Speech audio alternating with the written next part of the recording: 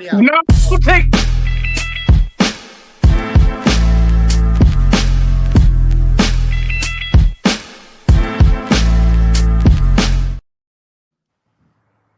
And salutations, Focus Up family. Welcome to the July 18, 2026 installment of the Focus Up Show.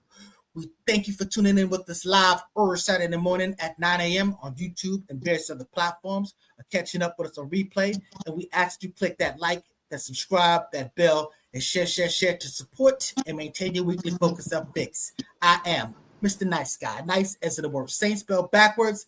And today, my co-hosts are Brother Walk, or should I say Dr. Walk, host of Sex Talk with Walk every Thursday at 9 p.m. and co-host of Street Talk or Street Focus on Sundays at 6 p.m. We got Mr. Student X, star of Mutant Politics, on Saturdays at 10:30 a.m. Not today, but I should say Soldier X, because he's going to be correcting us on a few things. We got Brother Afro Agnostics, star of those Afro Agnostic videos on social media and co-star of Objective Deconstruction, and also comes on Saturdays at 10:30 a.m., which will not be coming on today. And then we got Mr. or should I say, we got the boss man, Mr. Floyd X, somewhere in the evening. There you go, co-star of Street Focus as well, at Saturdays on 6 p.m. So let me just say, what's going on with you, Brother Walk? And I want to say, belated happy birthday to you, brother. That's what's up. Hey, I'm still on vacation right now. I had to pull off somewhere and do the show because it was quiet. My W came up missing. I got to talk to my lady on that, but I got the W up here and all. Yeah, but that's what it is, man. Hey, I appreciate everybody who said happy birthday to me, family, all that shit. Salute. That's what it is. That's what's up. Afro Agnostics, what's going on with you, sir? You back in the state? Afro Agnostics, can you hear me? Oh, okay, he's having technical difficulties. Student X, sir, what's going on with you, brother? Brother, another day, brother. Just excited to be alive. All right, Mr. Floyd X, how you doing? Said I guess the temperature's not so bad out there. Like it was it's a lot better today. Yeah, it's a lot better today. It was ridiculous earlier in the week though, but it's good though right now. All right, where the people at? Where Lady J? Lady J, you got 2 more shows to miss, girl. No, no infamous El Poo, he's working. No First Lady J, no AB. I guess it's the AB is probably working out. So that having been said, let's get to first things up. I'm gonna pass this up. Well, you know what? First of all, let's do a rest in peace to Brother Hal Williams. Now, a lot of us know him from Sanford and Son. You know what I'm saying? The Cops. You know him from 227, The Father. You know him, the Dad. He's been all type of stuff. You're talking about Good Times, but I mean, I always think about him as the tough sergeant from Private Benjamin. You know what I'm saying? Not just the movie, but they even have a TV show, and he played that role on Private Benjamin. So he always been a tough dude, whether it's been a cop, whether it's been a soldier, whether it's been a father. So he's just been a stand-up a character his whole career, and condolences to his family and salute to his legacy. Definitely. Brother from Los Angeles, from what I hear, and just a good role model as just like a big strong man. In every movie he was in, 227, he was the tough dad, reasonable but tough on people. And Private Benjamin, I remember him from even What's Happening, where Roger and Rerun, they had the apartment. It was no Roger, no Rerun, no rent. No Roger, no Rerun, no rent. Yeah. Y'all trying to get rid of her? Yeah, we ain't paying rent either. That's what's up. Salute. All right, so that having been said, let's talk about something. I want to say too, man, that's one of my favorite, actors of all time, and just men in general. And I'm at that age now to where, I start to recognize that the influences that that I had, as a child, and how it's impacting me that I couldn't see then. And his portrayal of positive Black fathers, respectable authority figures, that left a real positive impression on me, And so, he was one of those that normalized positive Black family representations even before Cosby. So, salute to that brother. That's what's up. Big facts. Right. And you know, Marla Gibbs said she fought to make sure that she had a husband on that show and just a good example. So, you know, they did the thing. So salute to them. Mm-hmm. So Brother Walk, here we got someone coming on the show. Man, you know me. I gotta go hunting for people, rappers. My guy, he's coming back on the show. He killed it last time he was here. Buster Freestyle, hint, hint, Kelo II, hint, hint. He busted freestyle, all that. Y'all know him. We fuss with him heavy. We fuss with his music. Mr. Kelo II. What it do? What it do? What's up, y'all? Hey, happy to be on the show, man. Y'all got it lit, man. Last time I was here, I be checking y'all out, man. Y'all be doing y'all thing, you know what I'm saying? Y'all do a little something, you know what I mean? Y'all do a little something.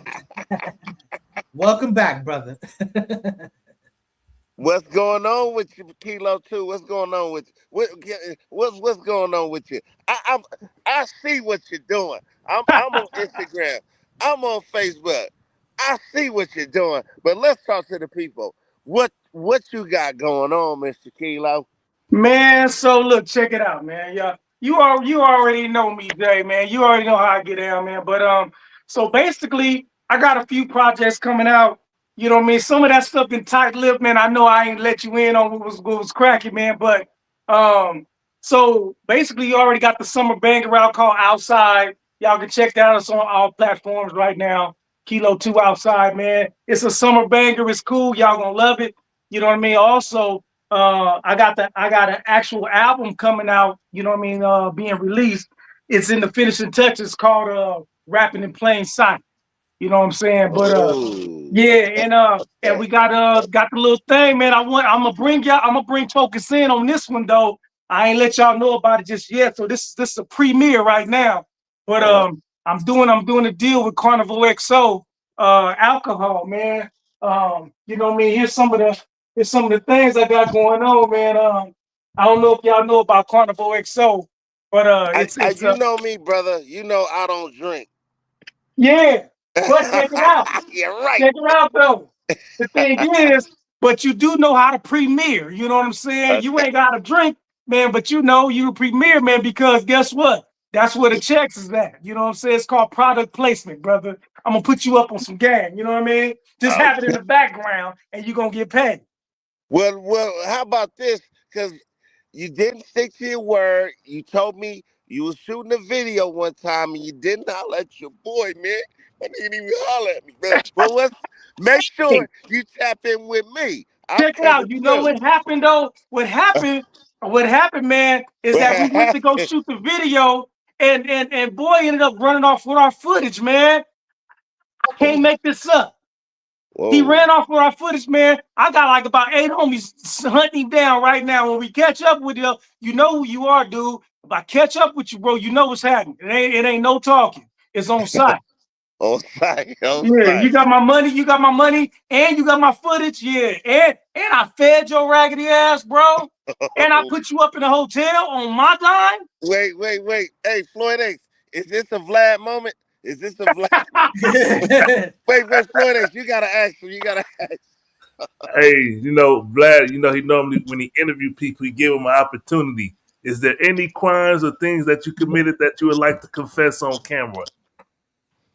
Oh no, I ain't confessing. No, yeah, I'm from the old school, bro. I don't do that self snitching and all. We ain't doing none of that. I got nothing to talk about. Hey, supposed to tell us how y'all met? Yeah, run that down, man.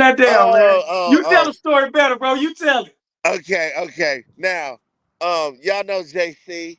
He's not a part of the podcast no more, but of course he's loved and respected anytime to come on the show. Still a founding member of the Focuz Up show.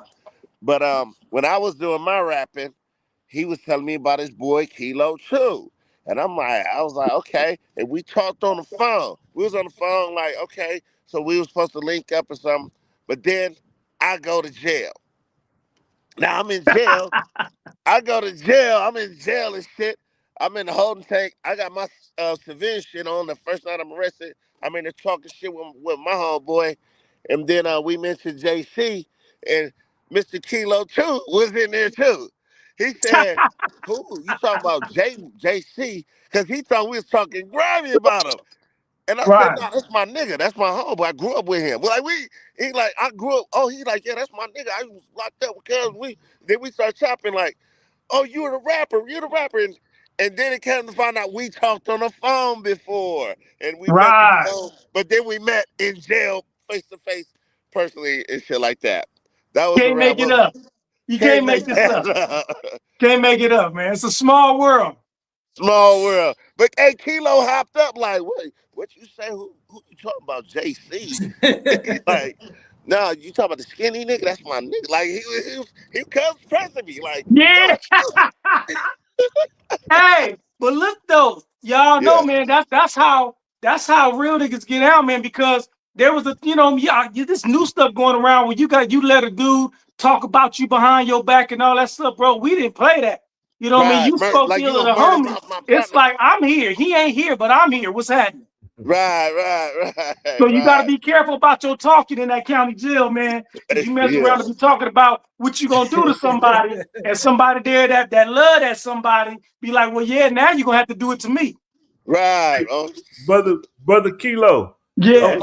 Can you explain or tell us about your affiliation or association with the Rough Riders on the West Coast version? How did that come about? Well, it's crazy. I'm gonna tell you something. Crazy was that wasn't even supposed to happen, man. So one day, man, I was out. I was taking my daughter and my boy to the park, man. You know what I'm saying? And we in the BMW with the top down, man. And we rolling and we roll over to this park. And I see a bunch of people over there, and it was like they looked like they was turning up, but I was like, yeah, trying to mind my own business. You know what I mean? So, I see this one brother, big old tall dude, and he had to be like 6'7", something like that, right? His name is Buck, and he had a Rough Rider vest on. Now, all of them had Rough Rider vest on, but this vest in particular had the Pittsburgh Steelers logo in it, right? Y'all already know that's my team, man. Pittsburgh Steelers is my team. Before y'all start hating, everybody left LA. I picked the team, and then all these dudes come back. I ain't no bandwagon. So that's it. I picked my team. That's where we at. So anyway, dude had his vest on, man, and it had Pittsburgh Steelers on it. And I was like, hey, bro, what's up with that, man? That's my team too. So then I was like, well, what that say, Rough Riders? He said, yeah, you heard of Rough Riders? I'm like, man, who ain't heard of Rough Riders? He's talking about DMX, Eve, Jadakiss, you know what I mean? So like all that, right? He's like, yeah. He was like, yeah, they get down with us, you know what I mean? We see them time and time. I'm like, all right, that's cool. Right. So I still wasn't thinking of nothing. I was like, man, what's going on? He was like, man, you ride? I'm like, of course I ride. He was like, you got a motorcycle? Because usually people say they ride, they don't have a motorcycle, or they got a 1970 some, right? And then you spell the rough wrong. Rough Riders is RUFF. I'm for y'all over there. Y'all got my stuff. Who did that? Who did that? Whoever did that, get it together, man. So anyway, so they get with us, man. I get with them. Man, and shoot, man, they was like, man, you want to get out? I told them, yeah, I got a bike. They said, what kind of bike you got? I said, man, I got a R1 and I got a Harley. And they was like, yeah. I was like, yeah, man, you see what it is over here, man. You see the drop top, man. You see what's happening over here. You know I do, right? So anyway, long story short, man, I go to hook up with them, man, and they end up being real cool people. And shoot, I start prospecting, man, and I did my damn thing. I got vested, man. Shoot, the rest is history, man. Like, if you can't go to a Rough Rider, if you go to a Rough Rider and they don't know who Kelo II is, bro, they probably ain't a Rough Rider. Damn, that's a big statement, huh? Damn, that's a big statement. Especially California, bro. Especially California. Because I be outside. That's Kelo II pressing a nigga 6'7", press me in jail, talking about my homeboy. Damn, bro. Come on, man. Stop Rough Riders. Come on, bro. It wasn't like to stop acting like I'm just running around here with my chest poked out. No, it wasn't like I don't know, man. Outside, let's talk about outside. Your chest was kind of poked out. I was feeling some kind of way because I'm like, I'd be in the cubicle. I'd be like, I heard that lyric, man. I felt that, man. You know what I'm saying? Yeah, man. But you know that you come in, man, you don't mess with this, man. Anytime, man, you speak on somebody I've been in the sandbox with, you know what I mean? Because you know my boy from the Thumbs, you know what I mean? I been in the coast, man. So you know, you already know what it was. So it was like that anyway, man. So but then we grow up, man, and we start being on some grown man stuff, you know what I mean? But I'm glad it didn't go sideways. I'm glad my boy was who he was, man. So he ended up being family. And so it's Let's go. always good, man, when you think you're gonna have to, you know what I mean, you're gonna have to take a fade with somebody to, oh, you family. You know Oh what I mean? yeah. So, Hey, that's always hey, good. that's salute, because you know that's what it be in them damn holding tanks. That's all that be popping, man. But yeah, that's salute, man. Yo, brother Kelo II, man. You know I respect you. I love you. You're my nigga in real life, and I fucks with you heavy Facts. in real life and on the show. Anytime to come through, you're more than welcome, brother. And but we're about to move into this topic. I don't know if you want to participate or not, but Man, I ain't turning nothing down, man. You don't know that by now. Come on, bro. Yeah, I'm with all of that.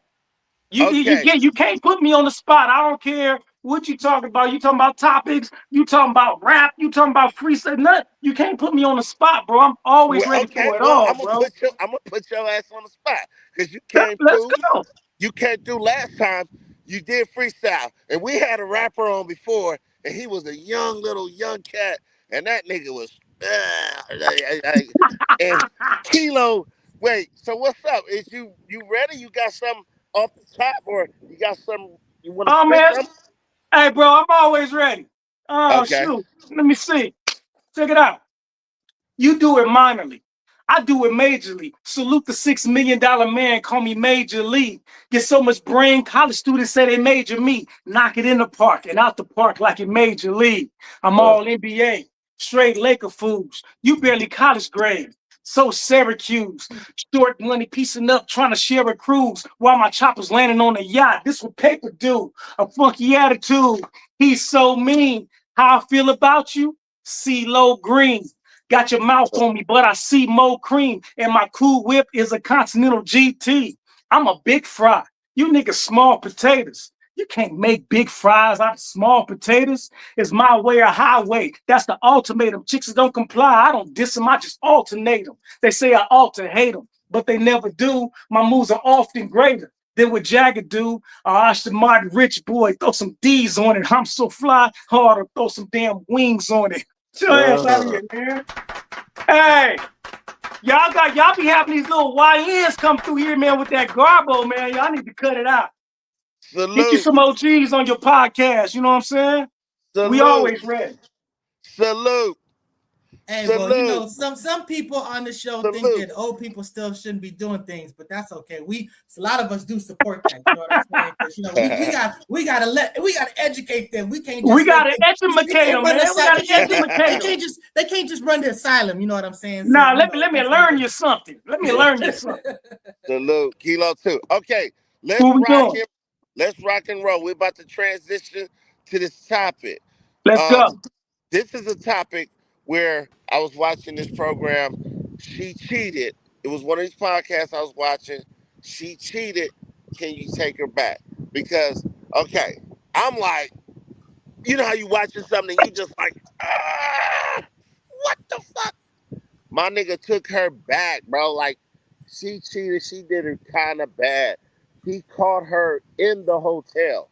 Like, his boy was the security, and his boy called him, and he came to the hotel, seen her car, and he waited for her to fuck all night and confronted her coming down the steps. You know how you come out the hotel like, yeah, baby, yeah, you know, you did your shit. And he caught her like that, red-handed, and he took the bitch back. What's up, fellas? Where y'all at with it? Well, first, all right, so Kelo, you get the first bite at it, brother. What's your take on this? So this is what it is, man. Look, man, you know, it sounds like something that's really straightforward, right? She cheated, nah, you know what I mean, F this B and all that stuff, man. But I don't 100% agree. Now, I'm under the impression that couldn't have been me.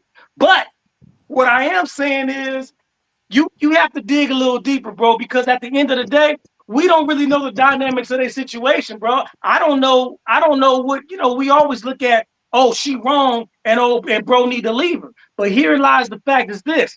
How many times bro done cheated on her? How many times he done got caught? You know what I mean? When she was being faithful, getting her heart broke until she finally said, well, nigga, two can play that game. You know what I'm saying? So here lies the thing, bro. When you got a good conscience, or somebody with a good conscience that treated this girl good, that's doing what they supposed to do, handling their business, man, and they stepped out, you know what I mean, and they cheat, it ain't nothing to talk about, bro. You know what I mean? It's ixnay. But when you know, come on, man, y'all ain't gonna leave me out there by myself. When you know that you ain't did what you supposed to be doing, man, when you know, man, you done got caught 5-6 times, and then now she got that one on you, you might have to eat that. So I don't know what the situation is. Like I said, I know how I get out, and that's nigga no. But at the same time, I don't know, man. It's like y'all together 10, 15 years, and y'all throw that down the drain, man, because of the situation. Maybe we might need to discuss something. Maybe you need to make it up with a foursome or something. I don't know. And I ain't talking about state prison either. I'm talking about the real foursome. You know what I mean? So, like, I don't know. Maybe You got a point, Kelo too. You know what I'm saying? Because like Ice-T, Coco put him on blast. Coco spent like a week with a nigga from the Bay Area. Right. And it was documented. Ice-T took her back. And now what I hear, they're getting a divorce now, but this is like 20 years later. Correct, right? So it's like those are two totally, they getting divorced for something totally different. It ain't got nothing to do with it happened. But guess what, man? You know what they've been throwing at T, man. He can't turn all that down, man. He gonna man, they trying to sip some tea, man. Shoot.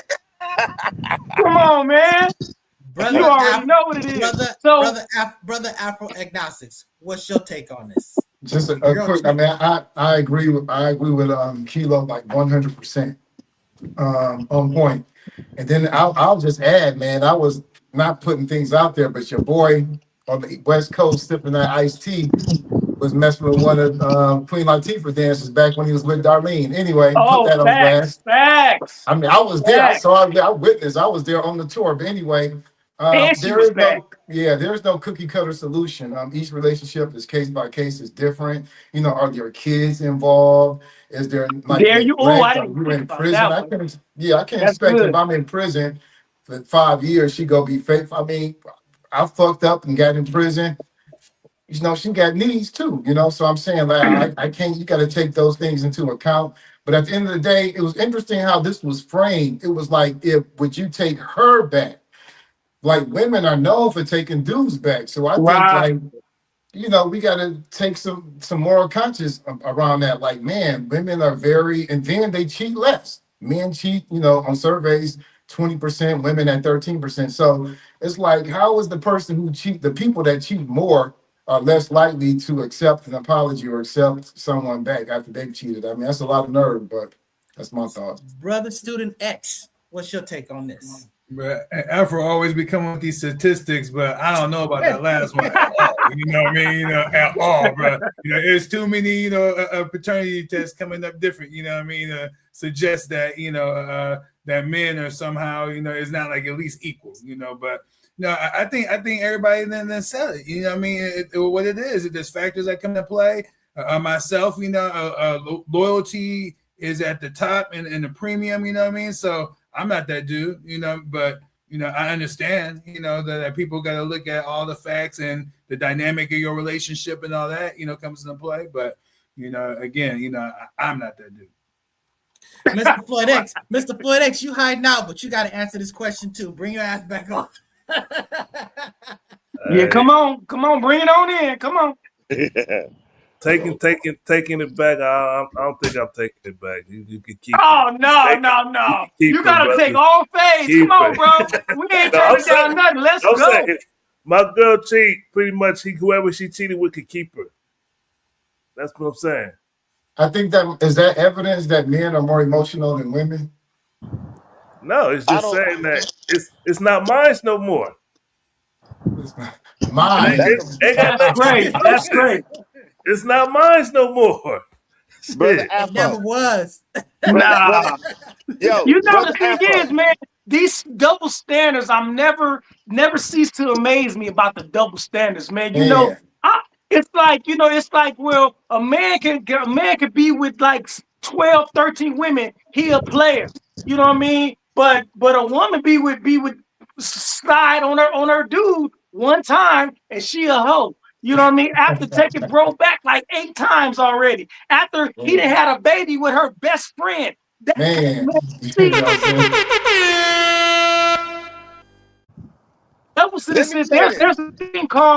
this thing called cheating, and then there's a thing called betrayal. See, I don't know which one it is, but betrayal involves trust, man. So this is why a stranger can never betray you, because there's no trust involved. But when you talk about people that know your secrets, they know your darkest hours, man. They've been there for you. They've been having your back, and then this is what you do to me. Yeah. And then I take you back, and then you do it again, and then I take you again. There's more to it than just that. So guess what? If I was one of those dudes, man, and I stepped out 5, 6 times, man, and my girl caught me dead, bad, and then she I ain't gonna be no little hoe, man. I might be like, all right, you got me. Now what we gonna do from here? You know what I mean? Hey, I gotta make sure I buy this brother album, Kanye man. West said, like Kanye West. Wait, check this out. Kanye West said it best. You don't get a nigga back like that. You don't get a nigga back like that. That's like having watch this. If you got an apple, you buy it a few off of there, you set it down, you go use the bathroom, then you come back. It's a big ass bite in the back of that apple, that same apple. Are you gonna finish eating that apple? No, but if you knew that apple was gonna get bit because karma's a bitch, you might want to just cut that part off and keep it moving. Okay, I like that. All right, I'm gonna fuck with you on that. Exactly. So that have been said, let's pivot. Let's talk about Lindsey Graham. So this came out of nowhere. You know what I'm saying? We didn't. We're all basically on Mitch McConnell watch, and then boom, we get a Lindsey Graham dropping. So you know what I'm saying? And this dude, he died of, forgot what the term is, but he basically died the exact same thing that John Ritter died of, and the same thing that the father from Growing Pains. Exactly. The father from Growing Pains. What's his name? Alan Thicke. So they both died of the same thing. So I mean, they say. So they say. Hey, you know what? Someone may have caused it, but that doesn't mean they didn't die of that same thing, Mr. Student X, Soldier X. You know what I'm saying? But anyways, this brother died. Well, what do you think? Go ahead, Student X. What do you think happened? Let us know. Well, I'm not necessarily into thinking what happened, but I know there's been some speculation that's out there that, Lindsey Graham never left Ukraine, and he was at a Ukraine factory that got hit by Russia, and that's what killed him. And now they're spinning the story, so, the political fallout, won't have to be dealt with. Now the facts are he did visit Ukraine. They say he had just got back, returned from that trip. And then, they did identify some sort of tear linked to aerial disease, but there's no cited report that established he died in a Russian attack. Those are all, that we know that's the facts. But again, in terms of visiting a drone factory and being out there, I mean, who knows? But the one thing that we do know for a fact is that he was a piece of shit. You know what I mean? And that he was not loved at all. I remember he once said that he'd rather help Israel than hurricane victims in South Carolina. There is just a trove of statements he's made in terms of wanting to drop a nuclear bomb on Gaza, all sorts of things, man. So this man, him coming off the planet, I'm not bothered by it at all. Good riddance. And he never came out the closet. He never came out the closet. You got something to say about this brother Afro? I think Student X said that part best. I mean, I think it's important to remember people as they are. That's the same way I feel about Charlie Kirk. I mean, you don't get, you don't get to be seen differently once you die. It's like the United States history. You know, I want to remember it, understand it as it was. Don't try to put flowers on it and pretend that this was a place that was always, you know, inclusive or desiring to have people other than, you know, non-white males have power, stuff like that. But, you know, their enemies is not my friends. Their friends is not my enemies. But, I think, you know, these conspiracy theories, man, are killing me, man. You know, I would say I would say, man, with the, you know, Mitch McConnell is not dead. Lindsey, Russia did it, Israel did it, Charlie Kirk, Israel, you know, all this stuff. I think the one thing that they all have in common is that they dismiss the conventional theory in favor of some other theory that has less evidence. You know, I heard something about the preliminaries and the trial with Charlie Kirk, man, but to even have a judge consider to take this case to trial, you have to have enough evidence. So, like, why would you dismiss the theory that has the most evidence in favor of a theory that has no evidence? It makes no sense. That's what's up, But brother. I think it Kelo. makes a lot of sense, you know, because in this day and age right now, we just got finished off a topic dealing with would you take a lying ass, cheating ass bitch back?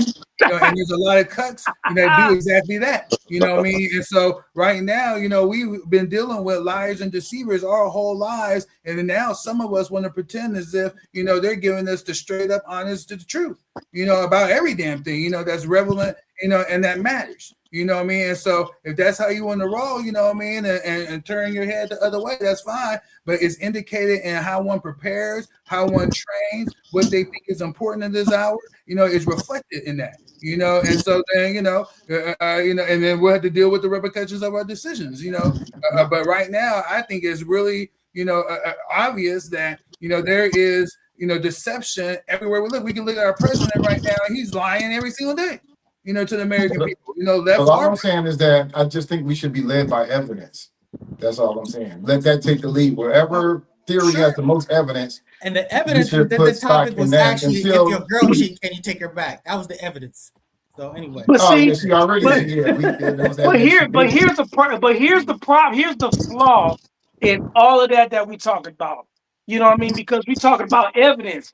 Who's the one that's providing the evidence? Like the person that's lying to you, that would be like somebody that's telling you a bald-faced lie. You're counting on them to give you evidence as proof to they not lying. You know what I mean? Like, I can make up any damn thing if you're gonna believe whatever I tell you. And Lindsey Graham, man, he ain't dead, man. They killed his clone, right? So, so really, his clone is dead. He out there in Russia, man, doing the damn thing because they trying to put him as the next Hitler. So again, and what's the evidence of that? I mean, bro, who's to say this dude is even dead? Like, who said he ain't in a black site somewhere, man? You're talking about our government that tells us that there's no aliens and there's no Area 51 when we can look at the damn Area 50. You can stand in front of Area 51 and they'll tell you it ain't there. So you have to understand the character of the people that you're dealing with. Also, you got to know your audience. Teach, Kelo, teach. Come on now, Brother Kelo. So you saying that we have proof of aliens? Oh, I've seen it with my own eyes. I don't even want to get into that, because you're gonna think I done lost my mind, bro. But I wasn't by myself. I've never done drugs a day in my life. I never smoked a cigarette, never smoked a joint, never popped a pill. I've always been in my right mind because I was raised around addicts and I was always terrified to use it, right? So, and then I sold it. So I ain't gonna, you know what I mean? Allegedly, right? Don't get off your own supply. So allegedly. So we got a confession, y'all. We got a confession. So at the end of the day, man, you're talking about the evidence and proof of what they give us, man. They could go in the archives and grab some bomb footage, man. They got you think the AI we using is the AI they got? They're giving us stuff that they stopped using 20 years ago. Jeez. Man, everything that we get is all stuff that they don't want no more. This stuff ain't new, man. And so as far as is he dead, is he alive? You know what I'm saying? I will echo what my brother said, good riddance if he is. But, man, like I said, man, they got this dude on a black site somewhere. They don't want him to vote the way he was going to vote. And he messed around and ran his mouth and told the wrong person, and they grabbed his ass. That's what I think. Yeah, so I'm saying like that's a theory too, but it doesn't have any evidence like who grabbed Correct. them, when they grabbed them, how they grabbed them. But at least on the other side, we at least have the death certificate. We have his Who friends and made the family. certificate though, bro? Let me, The let me, government? The doctor, not the let government. me just the wait doctor. really quick though. The weight of the Okay. evidence, the death certificate, the coroner's office, the hospital does it. So you have multiple sources that are providing documentation evidence that this person is dead. Then you look at the friends and family, his wife or his close associates who also acknowledge. You look at the job, his job. So there's a mountain of evidence. It would be very extraordinary. Like extraordinary things require extraordinary evidence. Like that all this was fabricated. It's less likely that that was all fabricated than it is that it's likely not. That's all. So But see that, but that's the foundation of a great lie. Because what you do with a great lie is you take a little bit of truth and then you build a lie around it. So again, I'm not. I don't trust our government. I don't believe a damn thing they say. They can present whatever documents they want. They got the corners in their pocket. They didn't have people change a whole story on video saying that they never said that when it was clear that they did. Bro, our government is bigger and more powerful than you think, man, and they're diabolical, bro. They're not above board. And as far as the friends and family, I'm sure the government went and told these people, yeah, he's dead. So the grief that you see is real. But the coroner, man, come on, man. They didn't have the coroner will do what they tell them to do. Hey, wait. Let me, yo. We're about to go to commercials, but I just want to thank you, Mr. Kelo II, for coming on. You did your shit again. He got that single. We outside right now. It's popping all over everywhere. I see him all the time. I'll be like, yeah, and I leave a comment like, yeah, damn, this nigga again. No, I'm just kidding. But salute to Kelo II for coming through, and it's a pleasure having you on the show. We're gonna transition to the commercial, and we're gonna get into some other stuff. Peace, brother. Thank you for coming on. Thank you for having me. For sure. Salute.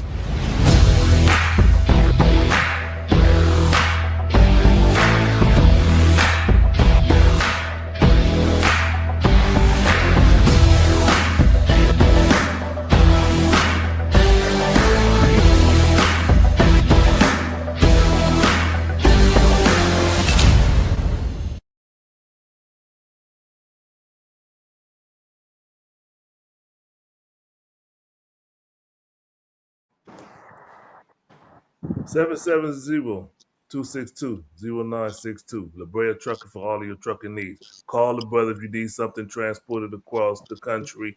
Call him. He got a fleet of trucks. Salute. Peace and blessings. For those of you who haven't come to 2251 Florin Road, Suite 111, and got your issue of the fiberless fava bean pie, you are missing out. These have just come out the oven and they're on their way to the shop right now. So come on through and get your issue of the world's greatest pie. The pie that literally makes you high. Peace and blessings. Make your way to the African market today. All the vendors will be out there selling their products. It's today at 2251 Florin Road. They got a new brother out there, the young brother. He's selling hamburgers. It's called Big Chevy's Burgers. He got hamburgers out there and fries. The food look good. I plan on taking a trip out there to go check out some of this Big Chevy Burger. Young brother out there making it, doing his thing. Salute to the African market. Brother, let me ask you a question. What did he mean about that bean pie literally make you high? You gotta ask, you know the brother, you gotta ask that brother. It makes you high. What did bean pie say? You be happy. He finally been happy. All right. That's exactly what.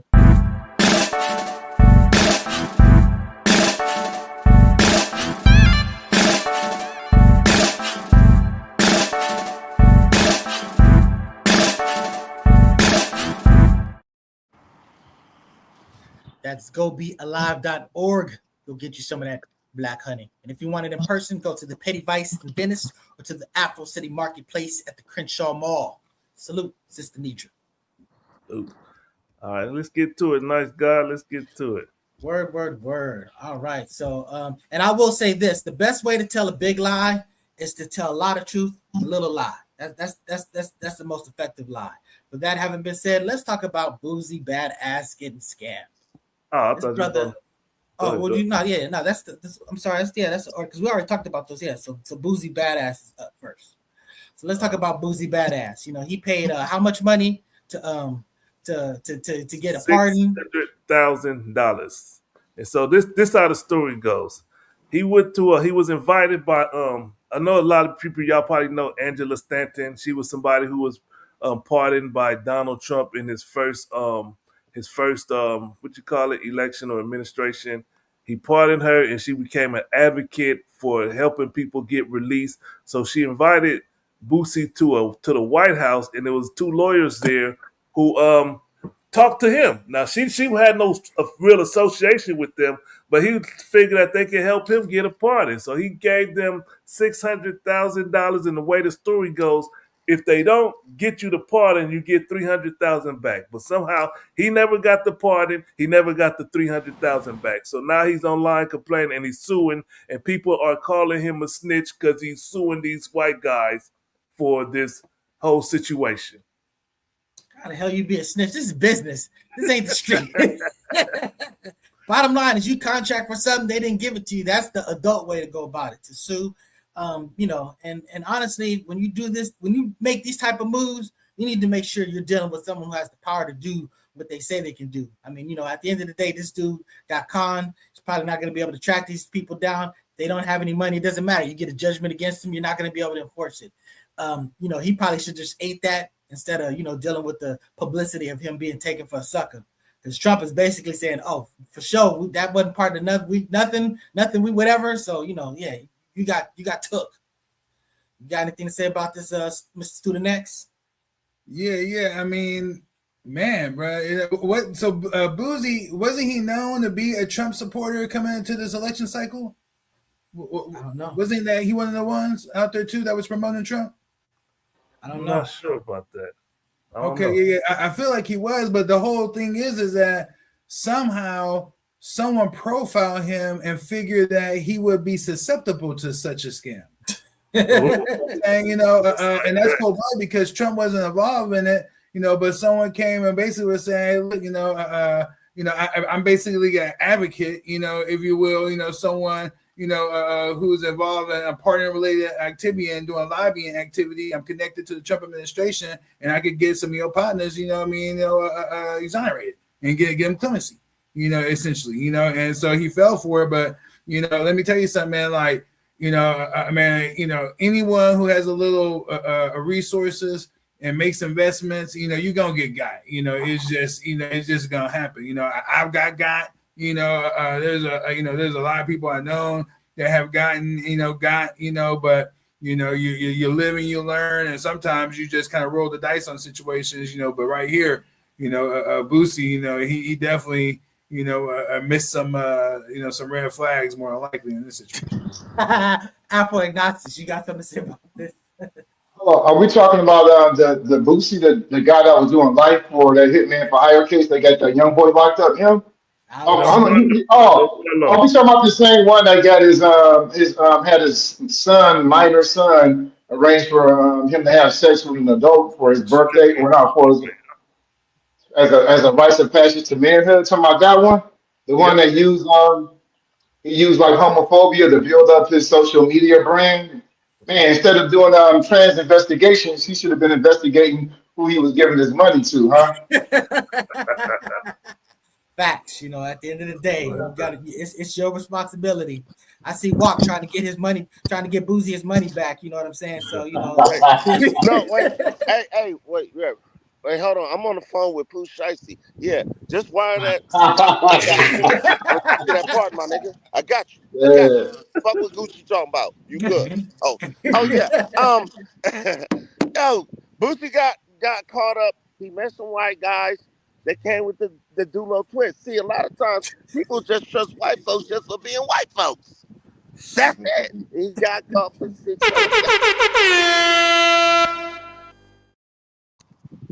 I got my horn. I'm gonna end on that note. Hey fellas, I gotta go. I got a meeting at 10 o'clock. I'm right across the street. But yo, I'll talk to you guys. Salute. Have a good show. Yep. All right. Take care. Peace, brother. That's what's happening. Just to quickly piggyback on what's due next. Hello? Yeah, go ahead. Oh, shoot. No, you're here. We hear you. We can hear you. Can you hear us? We can hear you. Yeah. So while he's working that out, I'll give you a little second. We can come back to it, but bottom line, let's talk about Jay-Z. Jay-Z in his freestyle at the Yankee Stadium. Are you back? Can you hear us? Can you hear us, Mr. Afro-Agnostics? Yeah, he got some issues going on. But basically, Jay-Z, now I respect him as just, as a GOAT candidate. You know what I'm saying? Just as a master rapper, master lyricist. I got tons of respect for this brother. But, this is an example of him basically stepping outside of his boundaries. You know what I'm saying? He's sitting there talking this stuff about Kaepernick, and it's been factually proven to not be true. He said that basically Kaepernick got his money, his hush money, and he's silent.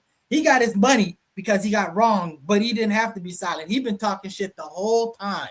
So this is just proof of how sort of like out of touch, he is behind that sort of like, that rich estate. But at the end of the day, you know what I'm saying? I still S with, brother Jay-Z is just get your give him the benefit of the doubt. I'm not giving him the benefit of the doubt. I'm just saying I respect him as an artist. He's completely wrong for this stuff. No, I'm talking about for your take. Your take gives him the benefit of the doubt because I don't think he just misinformed. I think he a op. He is doing this for somebody. Damn. He's been instructed to do this. And so that's a big difference. And so someone moving like that, then Soldier X. Go ahead. I can't respect it, and since it's going against our interests. That's what's up. That's what's up. You got your audio back yet, brother Afro-Agnostics? You're still working on it. Oh, can you hear me? Yeah, he's back. What you want to say in closing about that? About Jay-Z? No, you were saying something about Boosie Badazz. Oh, just to piggy on what Stu Next said, like he spoke about the red flags. I mean, I heard there were typos in the contract. There was like an agreement for a partial refunding, but no specific number. It was a bunch of red flags. So yeah, the student X said. So yeah, so that's what you have attorneys for. Your attorney's supposed to catch that type of stuff. Basically, what's going to protect you and all that stuff. So, but back to Jay-Z, what you feel about Jay-Z's freestyle? Talking about Colin Kaepernick taking hush money, and he didn't take hush money. He got compensated, and then he talked big shit afterwards. Yeah. I mean, how you gonna respond to like criticism with a freestyle? It just kind of shows how out of touch he is. This is not like a freestyle thing. Like you owe, at the very least, you owe Brooklynites. And I'm not just black Brooklynites, but Brooklynites, people that were against his move to help foster that Atlantic Yard plan when he brought the Nets to Brooklyn. He said he promised it would do this and this and this. He presents himself as black excellence. So you should be held accountable, man. Our own leaders have to be held accountable because if you don't, what do you have? A dictatorship? I remember when Martin King moved to Chicago, they egged him. You know what I'm saying? Black people egged him, for a minute. So I'm just, got to be accountable to people, man. And we see the same pattern that he did with Rock Nation with the NFL that we see with this Target situation. Like he kind of aligns himself with black protests and then get in and cuts a business deal for himself. So we can see that pattern. And that's a dude who thinks he can speak stuff into existence. Word to when he himself arbitrarily decided that auto-tune is dead and it didn't actually die. So again, sometimes you overestimate your power. But speaking of power, Mr. Floyd X, go ahead and speak on this whole this situation with Dame Dash and the connection to with Jay-Z and all this other stuff. Go ahead, educate us on this. So the whole thing with this Reasonable Doubt 30-year anniversary. Great album. Yeah, if you remember correctly, they was fighting to get Dame Dash to sell his share or his Jay-Z wanted to buy it initially, but he didn't want to sell it to Jay-Z. So he was shopping it around trying to find the highest bidder because Dame Dash had like a $800,000 levied against him, a debt or something like that. So he was trying to raise the money, trying to sell it for over $1 million. Talk to me, and he eventually sold it, and it was like people are starting to look at it like, damn, that was a hustle. Because you watched the Dame Dash interview, he looked bitter and tight because he like, damn, why he have a 20-year anniversary or 30? He gonna wait till once they got rid of my portion. Now they're gonna do this whole 30-year anniversary thing, re-release it, so it's making money again. I'm assuming if it's back in Target, and it's regenerating, refuming, people reliving it, and so they looking at it like, was it a hustle? Did he game or did he play Dame Dash again the same way he played him and pushed him out of Rockefeller, and him and Biggs is still chilling, making money, doing things, and Dame Dash is on the outside looking in.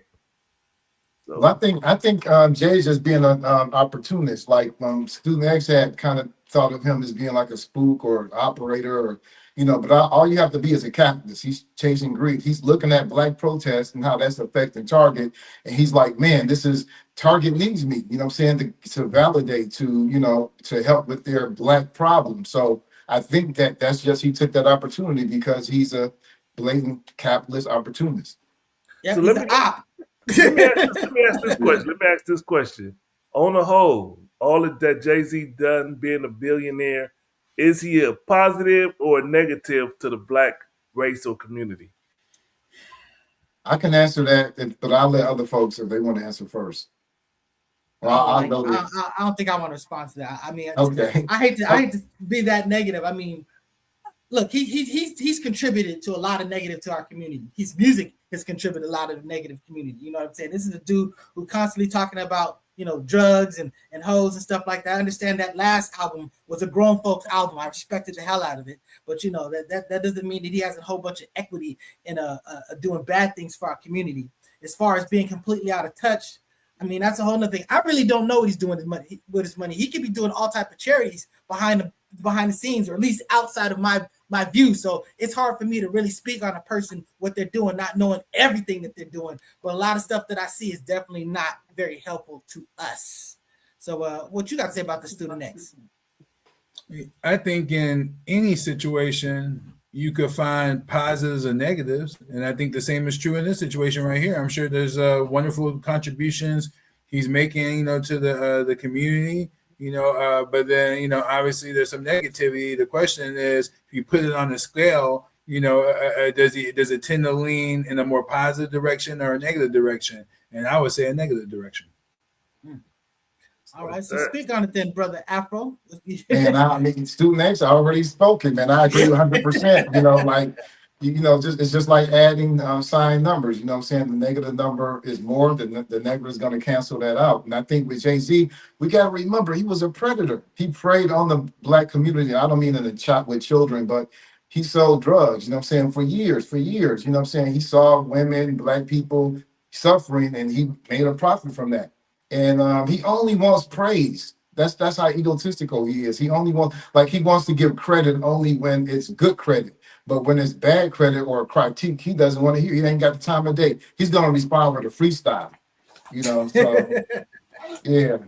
What do you feel, Mr. Floyd X? Hold on, real quick. As far as symbolic, he gives people symbolism. That's it. But as far as substance, no. Mr. Floyd X, your answer to your own question. Hey, I look at him on a whole, ultimately, he's a negative. Because when I look back at all the moves he did, like, for me personally, when he had Tidal, I was like, oh shit, a black streaming. I was a subscriber. I was proud to be part of this black streaming network. And then he was signing all these artists so they could gain ownership. And that was like part of the reason that Nicki Minaj is bitter and mad at him. And all these rappers, the smart ones like Drake, who didn't sign with him. And he was pissed off at Drake trying to push him to sign on, and he didn't. And it's some sucker shit. When he sold, I sat there, still my subscription, looking at like, damn, what's the point of having this shit now for? So I ended up having to go back to YouTube because there was he inflated his wealth, and then he sold that shit to make his profit to put him in billionaire status, and he just moved on to the next thing. Same thing with with Colin Kaepernick. He did that. He was with Colin Kaepernick. They was working in cooperation, and then he turns around talking about when we gonna get past kneeling, and then he signs some big deal to be the director of music. Mm-hmm. At the, what's the name? So to me, all in all, he's a negative, and day by day I lose more and more respect for the brother. I'd like to change my answer. You brought up Tidal. My ass, I just bought Tidal just to get access to the album for a little bit, and I just failed to cancel that. I must have kept that shit going for about 2 or 3 years, didn't use it. He got all types of money out of me. Man, fuck Jay-Z. hey, I gotta say it. Beyonce too, because they're a unit. That's my girl, but man, she got to get the smoke too. Damn, just like that. Just like that. So that haven't been said. So let's talk about Ebro. We're gonna go a little bit longer because there's no after show. If you guys can stick around. So let's talk about the Ebro Rosenberg situation. Mr. Floyd X, you the one that hit me to it. I played it. I played it. You know what I'm saying? So I got the whole context of it. But if you want to speak on it, go ahead. Yeah, let me play the argument for the brothers that's right here and shit. It's just a back and forth, and we're gonna dissect it and talk about it. No, you don't. No, you sound like an asshole. The words you use. No, you're sound saying like I don't asshole. have money. Because bitch, shut the fuck no, up. you're a bitch. No, you're a I'm hoe. not. You know why? Let me tell you why you're a hoe. Let me tell you why you're a hoe. Let me tell you why you're a hoe. Let me tell you why you're a hoe. Because you just called me a bitch for no reason. No, it is for a reason. No, it's not. It's because you're being a hoe because you don't know how to invest. That's different. You don't know. So then say that. I listened to you about shit like that. Because you don't have money to invest. Yo, my man, what's wrong with you? We keep going over this. You keep saying the same You don't. thing. But you don't know that. Stop. And I'm going to keep calling you a bitch if you keep saying that. Oh, listen, man. Bro. All right, so it's a back and forth, and we're going to discuss like crashing out, like live on the camera, two friends or I guess friends or co-workers crashing out on each other, calling each other the B word and all, gets disrespectful. Is there a coming back from that, and how does that work? Whew. Look, you can't use the B word. You can't use the whole word. These are those. But I understand that you can feel some type of way because somebody did something. I got people that I care and love about. In my mind, I think, that's some whole shit. But I'm not going to necessarily say that. Again, it's not me pretending or faking. It's just that, that's a level of hostility that's going to be very tough to recover from. Whereas I can really just deal with the act and just address it like a grown-up. I was a little bit shocked in getting the context to see how Homeboy was so upset. Because, I got what he was saying. Maybe it wasn't the nicest way of saying it, but he's basically saying, look, if you got money to invest, you're looking to invest. You know what I'm saying? It's a different type of extra money. It's not saying that you don't have money, but you know what I'm saying? It's a different type of level of financial position. And again, it's not a knock on you to not even be in that position. What he did admit and say that, look, I invest in mutual funds and all this other. What he should just have said that actually I do invest. And then it wouldn't even got to that. So, I think that this thing should have got nipped in the bud. But at the end of the day, I feel like Ebro was the less terrible person in this situation. What you got to say about this, brother Afro Agnostics? Were you able to hear it? Yeah, I did hear some of it. I don't know. I don't know what to say. Crashing out is I don't know. I'll pass the mic. Let's go next. You got something to say about this? Yeah, just that, I'm confused how this topic could lead to such, animosity, and, anger, that and so I feel like there's something. Yeah, I just feel like there's something that I'm missing here, like some context, so that's my only observation. I was listening, but it's like, man, it's got to be something more than this, behind the scenes. So yeah, I don't know what to make of it. You got something to say about it, Mr. Floyd X? I was just tripping off at how it bubbled, how he's talking about how they talking about that, and I think it's something underlying there. But at the same time, you can't tell somebody they don't have the money to invest. I get your point, nice guy, but it was like he's saying you broke. If you say you ain't got money to invest, it's like saying you broke. So I get why he was offended. But you gotta be clear in articulating your point when talking to somebody, and be respectful and mindful and understanding also that words have meaning, and saying things a certain way can affect somebody positive or negative, but you got to be wise in your communication skills. And I think that's what basically I learned from watching this shit, or learn watching shit like this. Like, God damn, man, what the fuck? Why you keep saying I don't got the money to invest? You're insulting me right now. Yeah, I think that was definitely that's pretty much saying you're broke. But even like the B word and H word, we know that they strike nerves. Even though some of us still insist on using this when we just on the previous topic when referring to women, but somehow we don't see the hostility then in it. But yeah, those words are, you got to know when and what to say. Live on air, I think should have been more professional than that.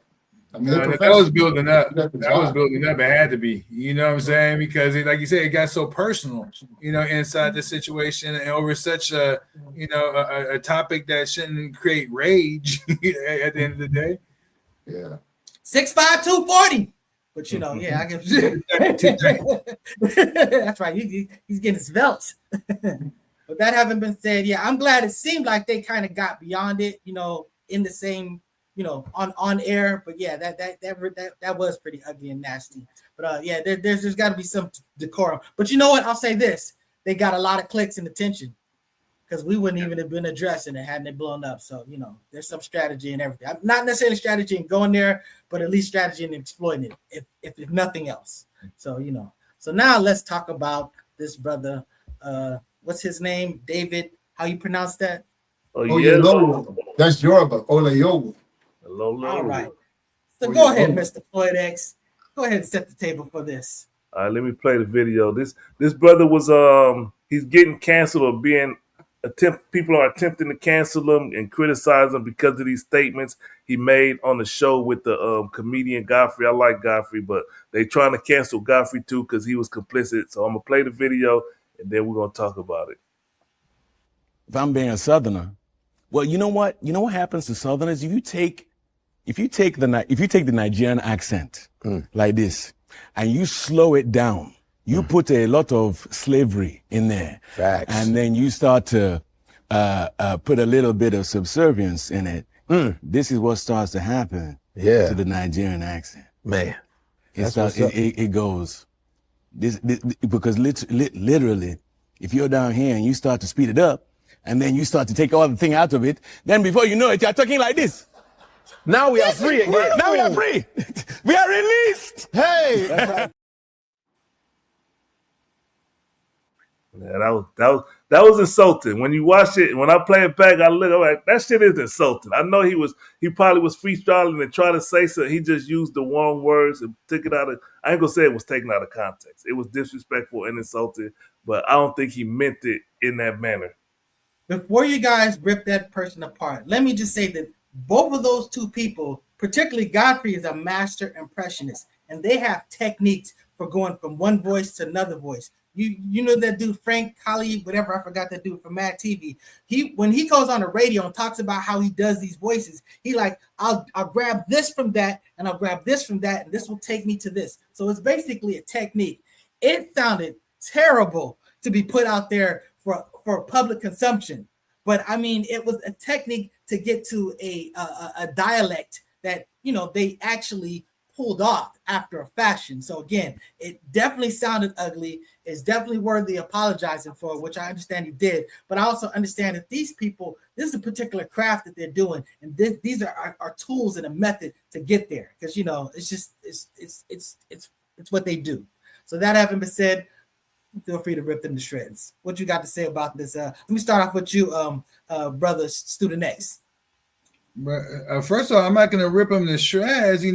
First of all, I wanted to point out the fact that when you talked about Godfrey and he's being a master impersonator, where most British actors and actresses are that too. Look at how many of them are American cinema and do a perfect American accent, but when you see them for the first time being interviewed, they come with this English accent. You're trying to figure out what the hell. So I want to point that out. And then I was just listening to the brother, and then if you listen to him, and he was describing in terms of the portrayal, what has been given to us, you know, in particular, like when you look at any modern, you know, or any film generally on slavery, and I think this might be a topic later on about, you know, or it was a topic somewhere recently where, you know, people are getting tired of having all these slave films and want a more diverse, you know, African-American so-called black cinema, you know, at the end of the day, you know, but, you know, when he slowed it down and he did it in real time, and then, you know, you could close your eyes and you could hear damn near all the movies, you know, the past. And that's how it was portrayed to us. So he wasn't lying, you know, so I'm just kind of confused. You know, I think that people just wasn't really truly, I mean, I only heard a clip, you know, too. So I didn't see the whole interview or whatnot, but just in the clip, the way I was taking it is that, you know, that look, you know, this accent, what it is, you know, there's a connection, you know, to the people. I heard a whole lot. I heard everything in there but an insult. All right. Afro agnostics. What you got to say about this, brother? We just want to be clear. It was straight up racism, internalized racism, but it was unintentional because it is institutional. You see it in the classroom, and that's kind of a segue to the other topic that this topic is connected to. You know, when you look at language as a deficit and not an asset, you know, you kind of, you know, you judge language in that type of way that he judged. He basically said that we have a subservient language, or our language is the result of subservience. That's not true at all. There's no such thing as a subservient language. He's from Nigeria. Guess what the national language of Nigeria is? It's fucking English. You learned it from the colonizers, just like we learned it from the colonizers. If you go to the real people on the ground, the day-to-day people in Nigeria, they're going to speak closely to the people and down south in the United States. And he pointed that out. There's a linguistic link, but there's a reason for that. And that is why we do have our own language, African-American vernacular English, that doesn't have the legitimacy. And this is an example why. Like, for instance, if a German person, I'm gonna wrap it up real quick, if they talk about the molecular structure of the war, you know, you're like, damn, they deep. You can see their mother tongue interacting with the language that their secondary or target language. It's the same with us. We brought West African grammatical rules in the way we speak English. It's not a subservient or slave accent. It's just the way we've adapted to English based on our mother tongue, which is of West African origin. What's up? What you got to say about that, Mr. Floyd X? Man, that brother said a lot. I mean, he articulated well. I mean, the way I feel about as far as David Oyelowo goes, is like it was negative again. And you know, let me get to the apology. He apologized. Let's see if the apology met the match.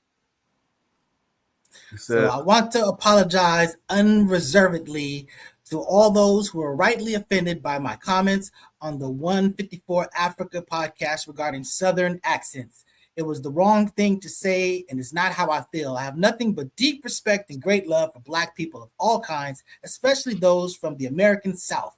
Reducing a dialect born from the richness and resilience of Black Southern culture to anything less was careless and wrong. All I truly care about is lifting up my Black brothers and sisters from all places through my work and my words. Please forgive my failure to do in this instance, to do that. I think that was a good apology. Give that brother a hand. Yeah, I think he hit on all. I think he hit on everything. I mean, yeah, it's serious. You know what I mean? You know what I'm saying? But I mean, and that's why you got to really take it, you know, with a grain of salt. At the end of the day, I don't think he really felt like he offended people, but since people were offended, I think he did the right thing by just apologizing. You know, at the end of the day, you know, and so you know, that was a great apology, if you will. I like to give people for credit for maybe seeing something that they misstepped on and correcting it. So I don't know. I can't tell. I'm not in his head. Sudanex, you may be 100% correct about that. I'm inclined to think that he saw how it could be taken the way it was taken, and just the fact that his apology. I don't think AI is sophisticated enough. Now I know a public relations firm is sophisticated enough to put that together, but that really did attack what needed to be attacked. Bro, I'm telling you right now, I'm dealing with. You should know. You're dealing with a court legal proceedings. You know how many people is using AI for legal proceedings. You know to and you know how much you have to correct from that. I agree. AI is a good basis to go from, but I'm just saying that it still misses some fundamental things. So no, you're right. It's the future. I use it. It's a tool. You convinced me. I subscribe to the pay scale. You know what I'm saying? Because of you, and I use it all the time. So thank you for that. Alpha Agnostics, set up the you talking about the transition. Speak on this whole VE recognition implementation in California. Okay. I don't know if I really agree with you on this. I'm just giving you a heads up. Okay.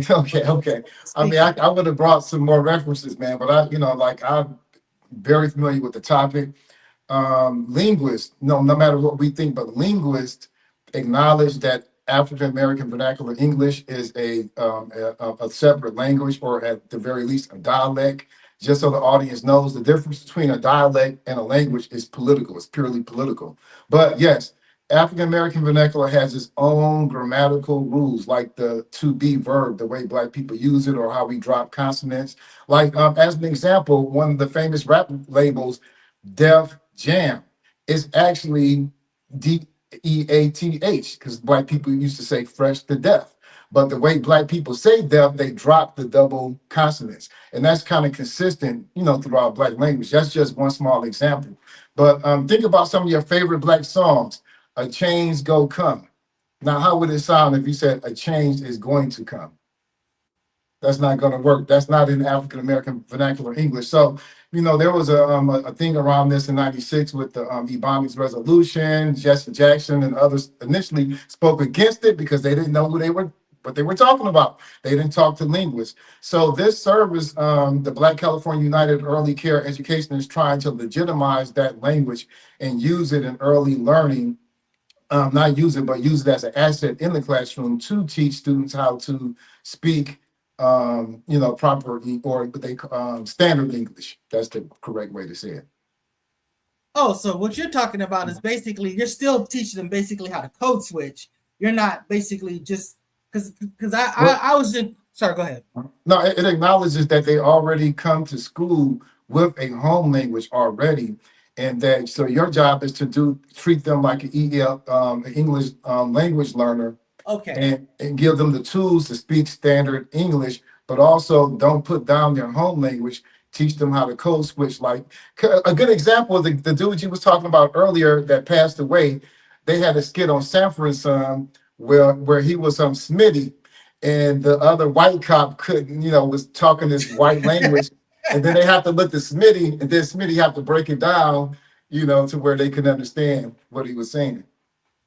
Okay, I totally embrace that now, because now it's not just you're still teaching the Queen's English or whatever. You're teaching them the standard whatever, but the bottom line is you're not reprimanding their sort of like their way of tech. You're saying that look, that's good too, but this is how you do this. So it's basically not putting that down, because we grew up with a lot where it's like that's just ignorant. This is ignorant. This is the proper. So what you're saying, like, no, this is standard. That's different. Yeah, that's just a different language. You got to learn the code switch. I completely support that. Yeah, when I talk about people, I talk a completely different way. I'm not fronting. I'm not faking. It's just different. When I get on the show, I'm talking differently. It's not me being front or faking. It's me adapting to the venue and to the audience. You know what I'm saying? So I changed my position. And it says it says you need both. You don't throw away one for the other. You need both of those languages. They're equal. They're not one is better than the other, and one is not ignorant. Because, like, again, when that German person says molecular structure on the wall, you don't think of it as ignorant. But a Black person say molecular structure on the wall, you're like, that's ignorant. That's racism.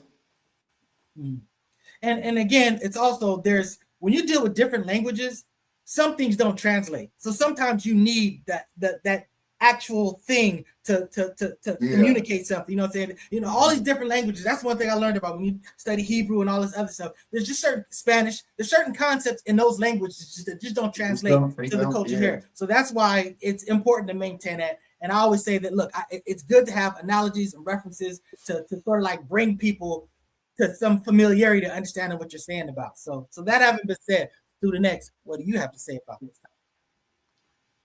Right, not a whole lot, honestly, because I'm gonna leave it to the professionals on this particular, topic. If they feel like this is something that's worthy, of implementing time and energy in it, then so be it, But I just don't really have a side on either position. All right, so that's having been said, let's talk about something that you probably Phil got something more to say about. Whoa. Democrats Whoa. blocking the military Whoa. aid to Here we Israel. go. Here we go. So who's the side that was doing all of this stuff versus the side that was doing the other thing? I mean, when we talk about the stuff, they're obviously not equal. You know what I'm saying? There's one side that tends to relate on something a little bit different than the other side. But what you got to say about that, Student X? Well, the headline should be more precise. That Democrats block all military aid to Israel. That's a better way to frame it. And so and that's what it should do. But it's just it's not really still a good way to frame it, because it's still just a key opposition. That is preventing these things from moving forward. And that's worthy of saying, is that the Democrats, they're involved in a civil war, on the subject, at the end of the day, and I've been seeing some of the representation, and, it is really more central and middle, for example, like Ro Khanna. I saw him on a show. He was talking with Jeremy Scahill on some type of show. I think I sent you guys a link. And it's just these are politicians, and they contradict themselves all the time. And so we'll see. You guys know my stance. My stance is the most central key attribute I'm looking for in a politician. That I'm gonna consider voting for is are they a Zionist? That's where I'm starting at. That's not where I end, but that most assuredly is where I'm starting at. What you got to say about that, brother? Alpha Agnostics? Man, I couldn't wait for this topic, man. Let me just the vote to block aid, the MOU to block the aid to Israel by party. Democrats 103. Guess what the total vote was? 104. How many Republicans? One Republican voted to block aid to Israel. So it's interesting with all this, Democratic plantation talk. Can we at least say the Republican Party is the Zionist plantation? Can we acknowledge that? Acknowledge the Republican Party did what now? The Zionist plantation. The Zionist plantation. Oh, bro, was there ever any doubt? I think we leading up to the election, we all were saying that Trump would be a bigger Zionist than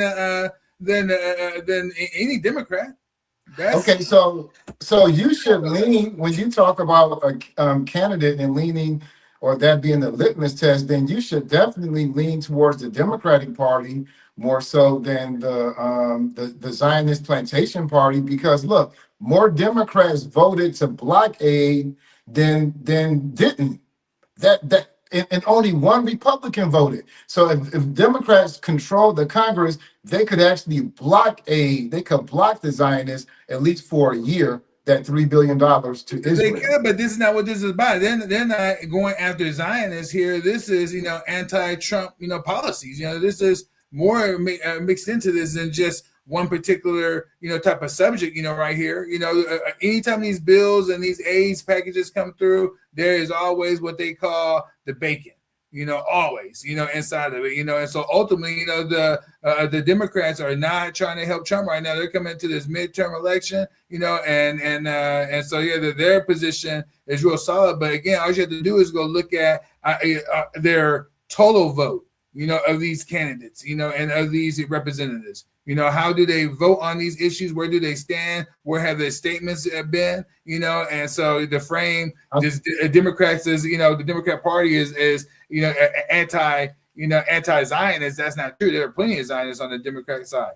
Plenty. So I'm not claiming that they're anti-Zionist, but they're voting against aid to Israel that's not in the interest I'm not mad at of Zionists, and it has nothing to do with Trump, because in the past, Democrats have voted more on stopping aid to Israel. What do you mean it doesn't have anything to do with Trump? So Trump is dealing with the housing bill right now. housing bill. And housing so bill. the funding to Israel is definitely a way that they're looking to slow down this Iran war. In particular, this is what this is about. They want to stop this because it's creating pain on the economy and the world. And the headwinds are real great. So the Democrats is absolutely, trying to, stop that. And so this was one of their tactics that they figured was going to give them, some leverage in that, because if Israel did get all the full package and whatnot, they guaranteed the war efforts, are strengthened. No, but what I'm saying is prior to Trump, prior to this administration, they've done a vote like this before. And like 7 times as many Democrats have voted to end aid to Israel than Republicans. So I think with that, but who's arguing that? I'm not arguing that. That was his only point, because you said it's about Trump, and I'm saying that the Democrats voted for the housing bill. That was a bipartisan bill. It's not about against Trump. I mean, maybe they're voting for what they believe in. You know what I'm saying? I mean, it's, I understand they may have some criticism about Trump, and I think Trump is definitely worthy of criticism. But I mean, I think that it's probably improper to mischaracter all their efforts is about Trump. Trump is hostile to positions that they take. So if that's just the person that's fighting you on everything, that's just your adversary. But, you still arguing your positions, and your positions is they were more sensitive to Gaza. As you said now that, I'm a little bit shocked about. But I mean, going into this election, Trump was always the greater friend of Israel. He was the one person that fell for Netanyahu. And the Republican Party. But who argued that? Who argued that on our show? No one argued that position. I felt like we agreed at one point, and then I felt like you disagreed at another point. So if I misconstrued that, I apologize, my brother. But I'm just saying that it seemed, because a lot of times you talk about Trump playing 4D chess. So sometimes I don't know if you think that that was a Yusuf thing. That was a Yusuf thing, But I always acknowledge those who claim that was a possibility. And so, so I think where the confusion probably came from is saying that Trump had a choice, kind of like the king of Nineveh, in the Bible, either, he could do the right thing, or continue doing what was wrong, that was, incurring God's wrath, and inside this situation, Trump has the same situation. Does he, slow down, Israel and the Zionists, because he had a whole base that was supportive of those efforts, and that's what he was promoting, or does he just, go along to get along, and so it seems like he tapped into them, maybe to help him with some of his legal problems, but he definitely changed course, based on what he was promising his base and what he was promoting during the election, So I hope you can agree as to why, like a lot of conservatives point out, AIPAC money being given to the Democrats is because they're constantly trying to get middle of the road Democrats to beat progressive Democrats.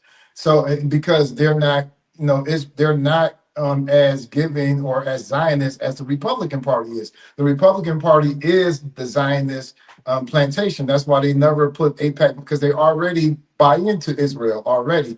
And this vote is reflective of that. So that's my only point. That if you're anti-Zionist, you have to be anti-Republican Party more so than, or more favor the Democrats more than the Republicans. If that's your key thing, that's your big issue. I mean, that's definitely been historical, but right now, if you look at the Republican Party, only 1/3 of the people support, any of this, Israel and Zionist, related activity in the whole party. There's like 1/3 of the people. But where were they on this vote? Only one voted against. No, you're conflating the politicians from the people. I'm talking about the people. The people. They represent the people. The constituency. Only 1/3 of them is on board with the BS. To BS meaning the Zionist, stuff and all that. And to Student X's point, I will definitely acknowledge that MAGA is definitely taking a position that that's really not concerned about Israel anymore. You know what I'm saying? But it's still even less with the Dems, though. I mean, there's no question. I've always said that, because they were arguing, the Dems were arguing the 2-state solution. That was never coming from the right. That was only coming from the left. You know what I'm saying? So that's just what it was. So let's talk about Trump being shunned by the major networks. Now, I got to say, to me, part of me thought this was hilarious. Part of me thought, like, damn, this is kind of disrespectful. This is going to feed into his animosity towards all the media. tropes. You know what I'm saying? It's just like but it's like then you hear what he said, and it just was like, oh my gosh, you know what I'm saying? He's beating his dead horse again, where the where the fact checkers are just killing him. Like the dude that's sitting there right next to him, where he's talking about all of this stuff about this voter integrity, and then he literally walks right outside and they interview him. And he goes, "Oh, there's zero evidence that that there was any fraud, but there's definitely been some funny stuff going on. You know what I'm saying? They definitely were trying to sway people. We know that all foreign countries try to sway America, just like America tries to sway foreign countries. We know that Facebook was a hotbed for a lot of that activity. You know what I'm saying? So there's no question that there's been foreign agents have been manipulating social media and stuff that we have consumed. But again, a lot of that is on our burden to discern, because some of the stuff was so ridiculous to believe in, to accept in the first place, that it's no wonder that we are where we are. So I think there's some accountability on the consumer of these ridiculous positions of basically not doing the proper smell checks, the proper math from A to B to C to D, you know what I'm saying, and all that other stuff. So at the end of the day, we don't know much or anything. We're just taking the information that's given us, but we got to do a much more responsible job of processing it. And that's why I take on that. I'm gonna give it to you, Student X, but I see this brother right now, Afro Agnostic. What you got to say before I pass it to Student X? Mr. Floyd X had to leave, so we done turned into big politics, Afro objective deconstruction. Yeah. So go ahead. I mean, we know all this is grounded in power struggle, and that he wants to have an advantage, in the midterms and everything. But how do you lay the groundwork for that? It's based in mythology, falseness, ideas. January 6th is a conspiracy theory. All of this, and this is the example of the danger. It led to January, his claim that the elections, even before the elections were counted in 2020, he claimed that it was rigged and it was going to be stolen. And this is all of what built up to January 6th. All the people who he has exonerated now. This is the danger of it. I mean, in 6 different states, he filed a total of 60 lawsuits. The judges looked at this shit. It's kind of like the conspiracy theories. You don't even have enough evidence. This shit can't even get the fuck out of here. What are you talking about? But he sticks to it because that's his strategy. He knows some fools out there will believe it. And believe it or not, it's the exact thing that they foist upon Black people. He's playing the victim.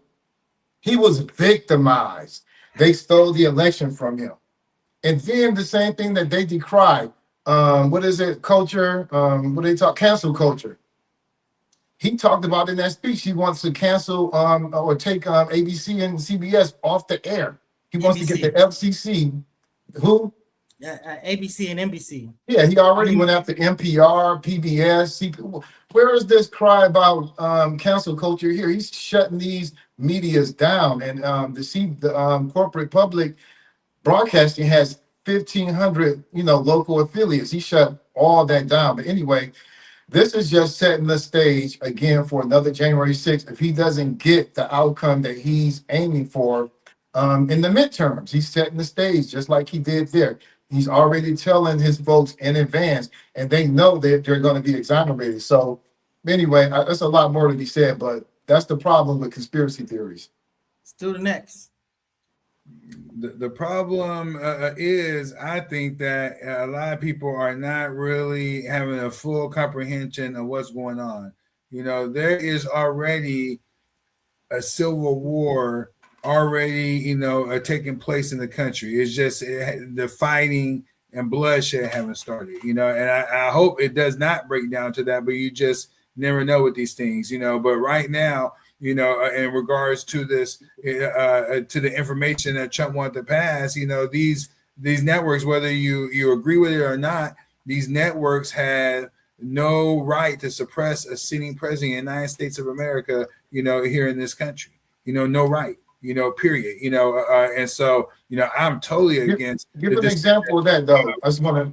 You didn't mind giving an example of that when you say suppress? How did they suppress Trump? Well, it was surprising, if a major primetime address is being given by the President of the United States of America, whether you agree with it or not, Americans need to hear that message, and you don't see the media at all suppressing all the lies, and fallacies that, Trump has been talking about over all type of other. So why this subject? They did stream. That. You can kind of rebut it. But I'm just saying they did stream. All those major networks said it will be available for streaming. They all streamed it. They just didn't broadcast it on their TV. So I understand. I understand. But go ahead, Mr.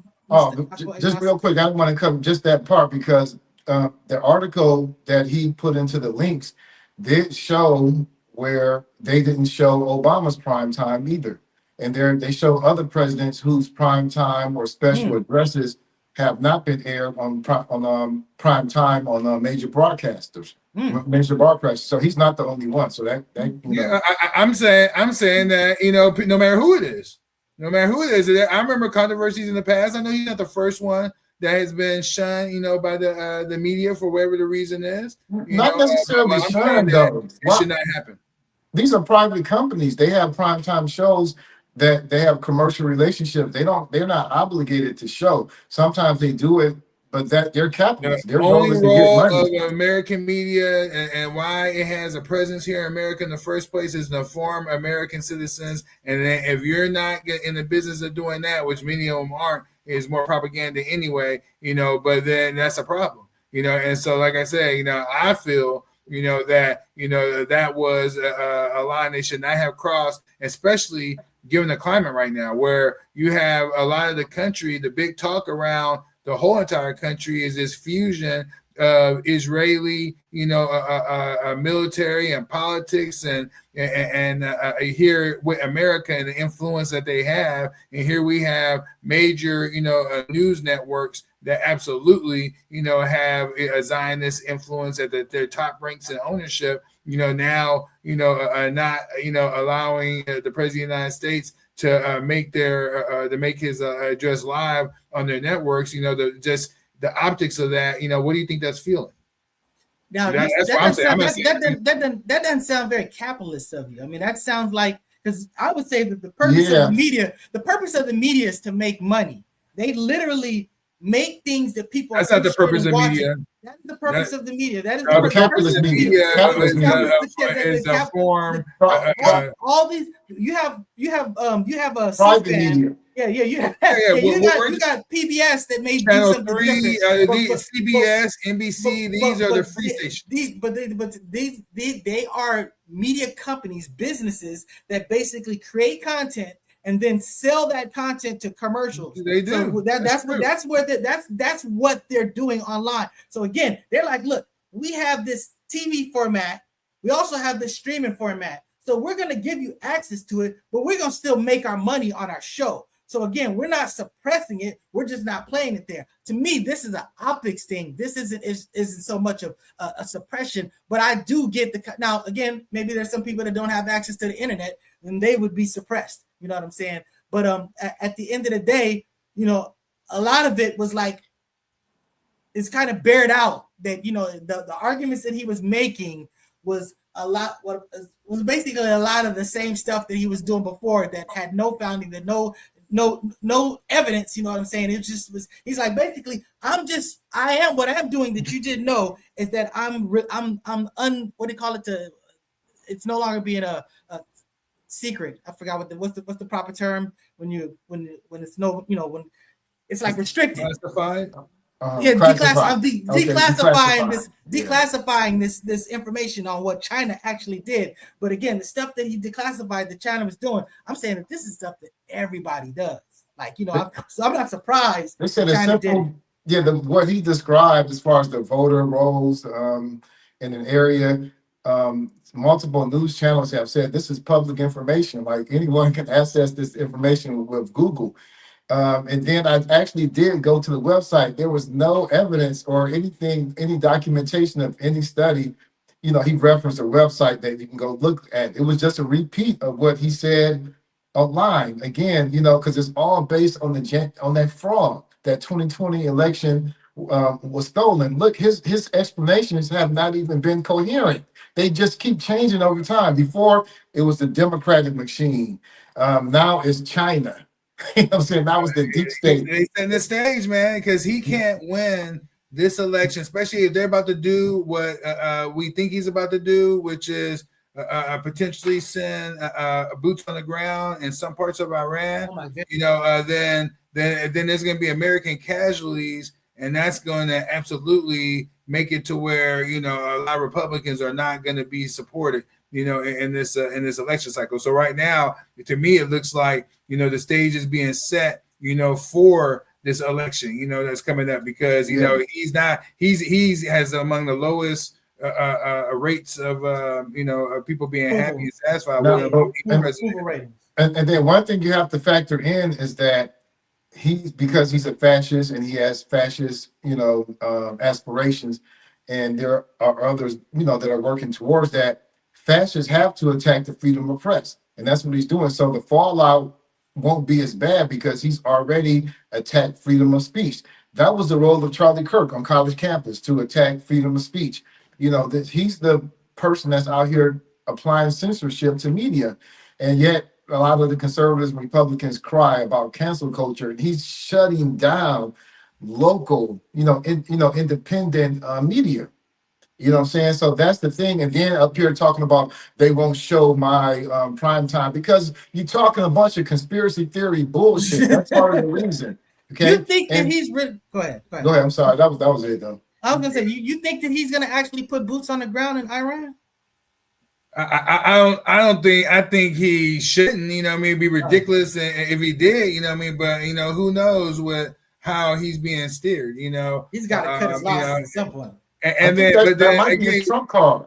That might be his trump card though, to disrupt the midterm elections. Well, it could be because, like I said, the whole thing is right now is that, you know, he's allowing this war to go back full swing. We were just on the show last week, and it was like, oh man, they've been striking more insignificant targets. This is just posturing. He wouldn't be a fool to get back into this thing, you know what I mean? You know, but sure as hell, like that same day, you know, things that have spiked up and just been spiking, you know, ever since, you know. But, you know, I'm not going to act like the media here is like the good guy trying to come out and police, you know, the president of the United States and trying to make sure the American people aren't, you know, having lies, you know, that they're going to be confused by giving to them. And that's not what's going on here at all. You know, there's always, you know, something, you know, more than meets the eye, you know, in the situation, you know. And like I said, here, there is definitely, you know, a war that's brewing, you know, and I think we just got to be real mindful and just watchful, you know, in this hour of all the headwinds, you know, that we are dealing with, you know, in this country. Yeah, I think the media are good guys. I'm just saying they're largely anti-fascist. Now, if that SAVE Act passes, I don't think boots will. I mean, how can you say that, bro? But when if like that the SAVE Act passes, then I think that, you know, he wouldn't need that war as a diversion.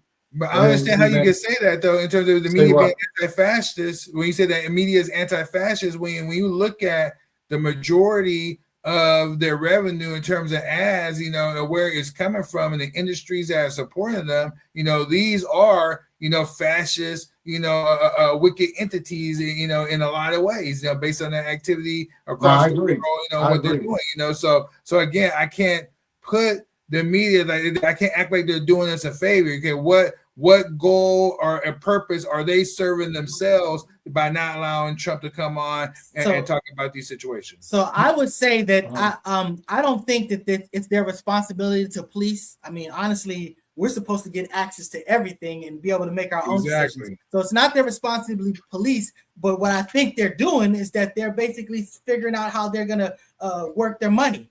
And, you know, they're like, look, we're going to display, we're going to give you an access to see this guy, but we're not going to do it at the cost of our money. This content is going to be more productive financially to us than that content. Because you know, the when they do the president's speech, that does give them a lot of ratings and stuff like that. So you know, there's something that they will get out of it at a certain fashion. But they evaluated this one and said, we don't think this is going to do better than our programming. So we're going to stick with our programming, and we're going to give you this. Is just like ESPN goes, we'll do the main sport thing on this, and you can catch out that other one on ESPN1.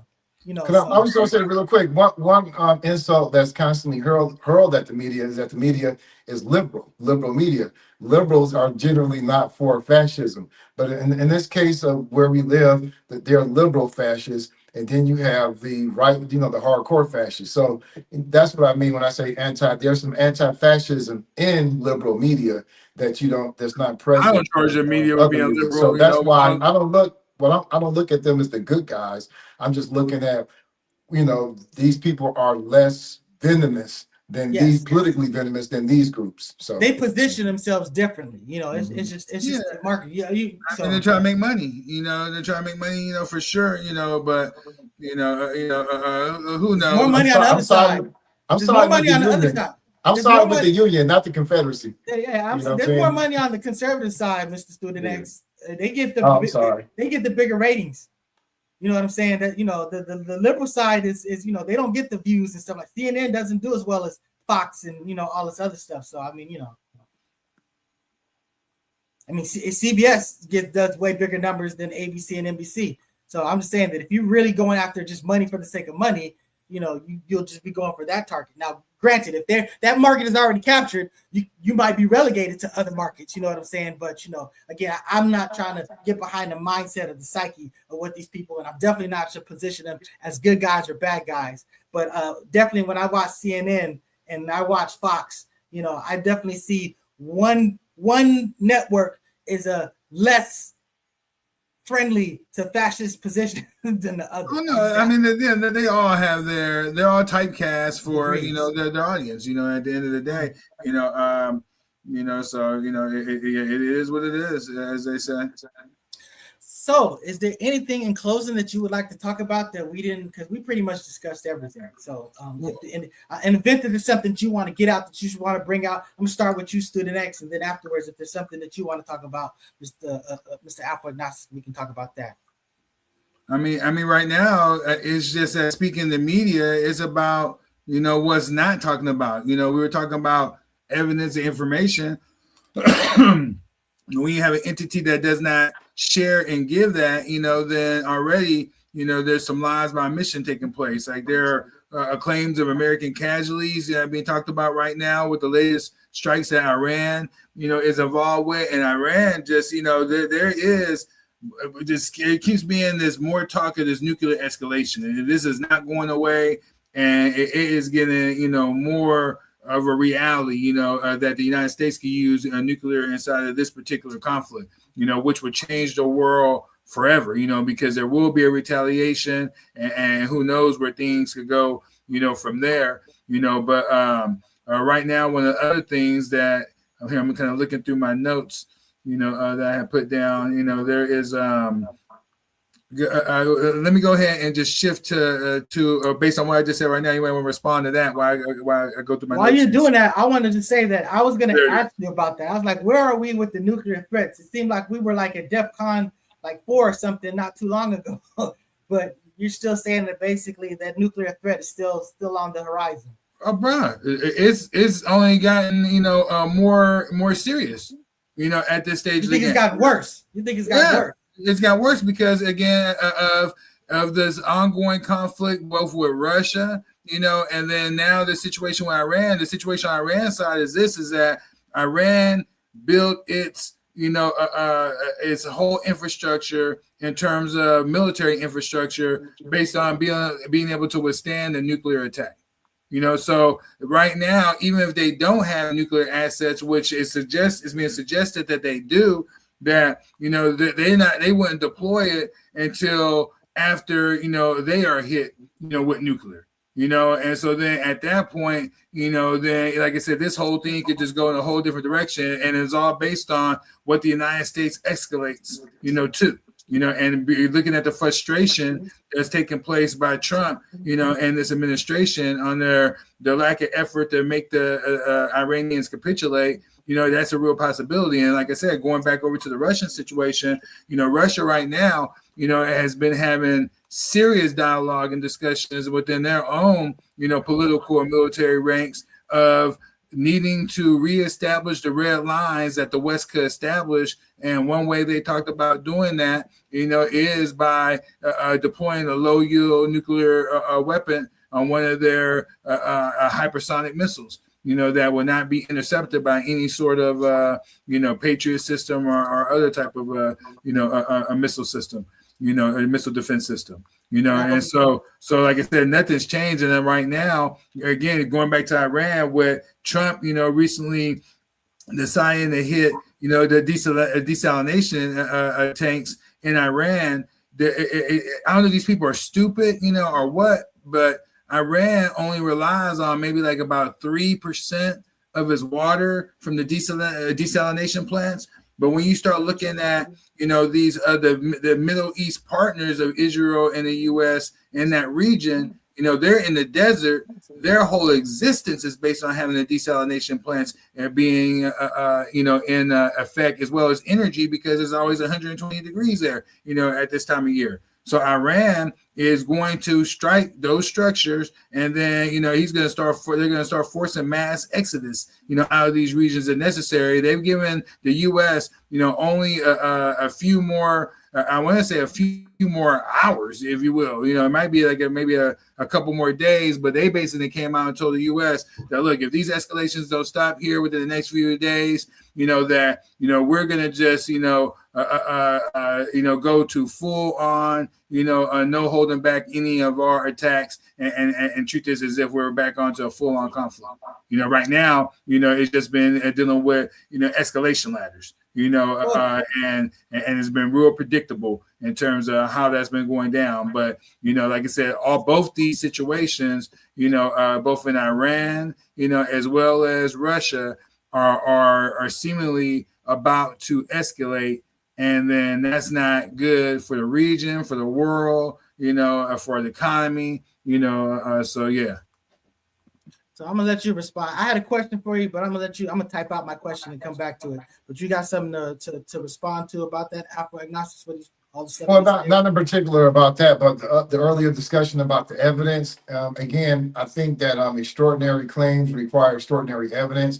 With a lot of conspiracy theories, around Lindsey Graham or Charlie Kirk or what have you, they're very complex and elaborate, and they have to involve 30, 40, 50 people in coordination.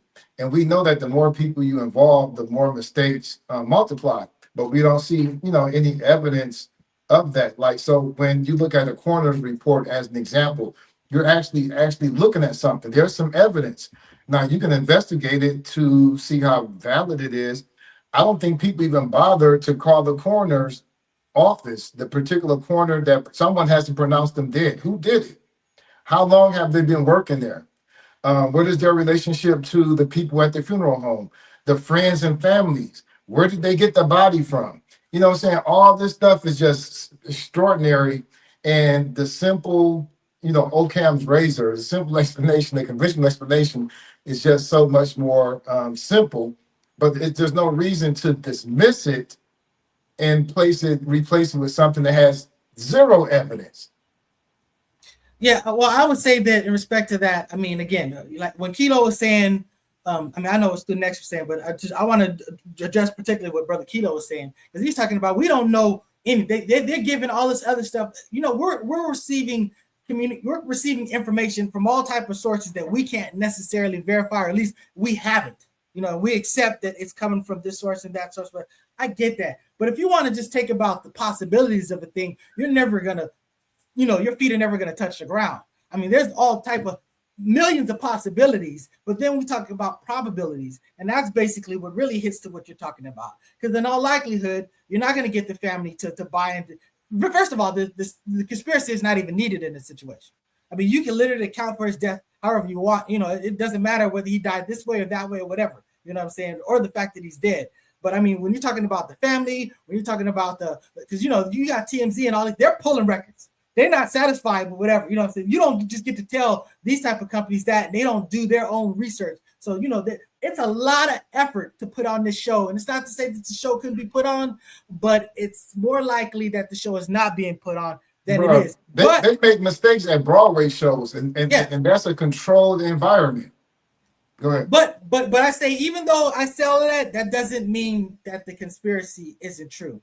So to me, you can still leave that open as a possibility. So which theory is more plausible, and which one has more evidence? That's just my two things. I always say the simplest explanation. I think you put too much energy into it, you know, because like brother said, it doesn't really matter, you know. Like I said, I was pointing out right from the gate in regards to Lindsey Graham that, you know, I just don't never believe, you know, these people ever, you know, and so they have to prove to me that what they're saying is real, and then I'm getting intel and information from other sources that I trust more than the sources that you might be trusting, you know, in regards to your information. And so, you know, at the end of the day, we're going to make our judgments, our calls or whatnot, but it's not like I'm out here promoting some sort of, you know, theory. I already no. I'm saying that you don't have all the facts. You know what I mean, but it wouldn't surprise me in regards to that Lindsey Graham situation. That wouldn't surprise me. But again, don't you reject the conventional theories?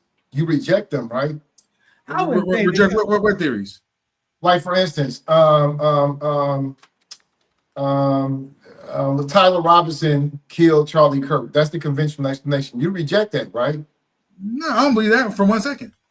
Okay, so that's what I'm saying. Like, why would you reject something that is more probable, has more evidence? I know that's what you say. I just explained to you is that the facts and information that I'm taking account of and putting more weight in, you know, is not leading me to your conclusion. You know, at all. He feel. First of all, he questions all the sources that you're relying on, Afro-agnostics, to think to conclude that that's the more likely scenario. He's basically rejecting that. I'll start with them. Okay, well, let's see what you understand. But he has other sources that he gives more utility to, that he gives more credibility to. That's just logic. Then, if that's the position that he takes, because if he basically values that this is going to be more credible evidence. You know what I'm saying? Like, for example, you can have someone who has a very good understanding of the construction of a car and use all these great, you know, terminologies. They're talking about the alternator and all this other stuff. You know what I'm saying? But if you know that this dude is a pathological liar and he's using all these big words, it really doesn't matter if he's giving you all this information or you're talking to this other person that you have a lot of respect for, and they don't necessarily have all that knowledge, but they're giving you something that's sort of like hitting you on a smell test. So again, I'm not saying that it's the most rational position to take, but I'm saying it is a rational position. I give you a perfect example. I think I would argue the conventional explanation is very very specific.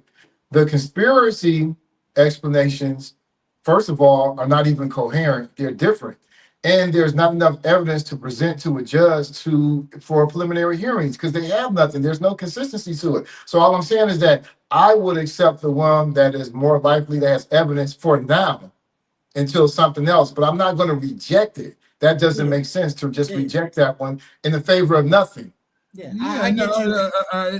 In this situation, we're talking about this Charlie Kirk situation in general, right? You know, we talked about this a million times on this show. Is that right from the beginning, before Candace Owens even made an appearance? You know, I was one of the people that were saying that, God, this doesn't seem right. There's something off about how this went down, you know, what's being said, you know, right from the beginning, you know, it just wasn't, you know, adding up, you know, how it was being promoted, you know, and then for someone, you know, how can someone not take into the fact, you know, of Candace's contributions, you know, in this, you know, case, if you will. You know what I mean? You know, and they have been numerous, you know, in terms of, you know, people who might end up being, you know, called to the witness stand, you know, the whole 9 yards. So I can wait for the trial. But as we talked about last week, there was never a question that this wasn't going to go get past a preliminary trial. I mean, hell, damn near everything gets past preliminary. You know what I mean? So we were going to trial on this.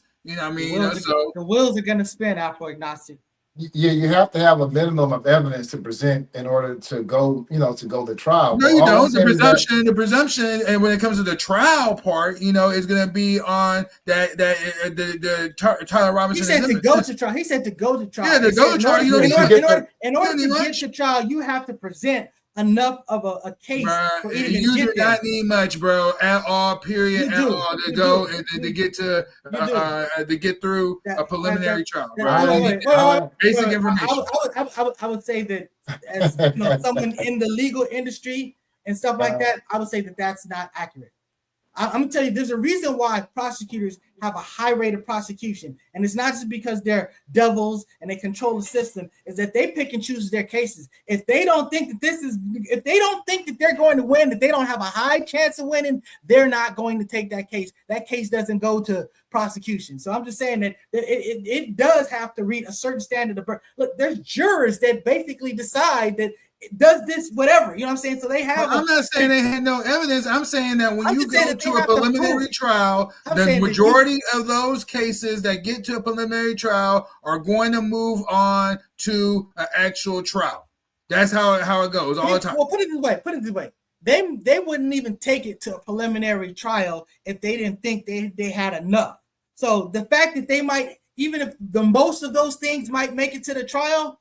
The bottom line is they still had to meet the standard to get there. So whether you see what I'm saying? I'm saying that they wouldn't even do the preliminary thing. And there's no evidence on the conspiracy side. The preliminary trial, the standard, there is no cross-examination of witnesses. None of that is going on, period, at all. So agree, you don't need, wherever the prosecutors put in front of the judge, not more than 9 times out of 10, the judge says we're moving forward. So I expected this to move forward. There's never a doubt on that, but this moving from preliminary now to a trial doesn't reflect guilt or innocence on Tyler Robinson. This is me we're gonna have a trial.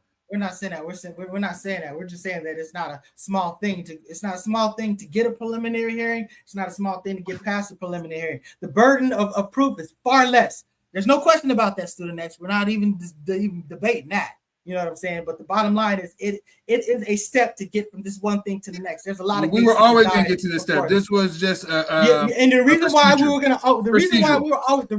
were always going to get to this is because there's a ton of fucking evidence that this dude is the shooter. Because there is a conspiracy here, and they want this guy to be the guy who is the face of the man who killed Charlie.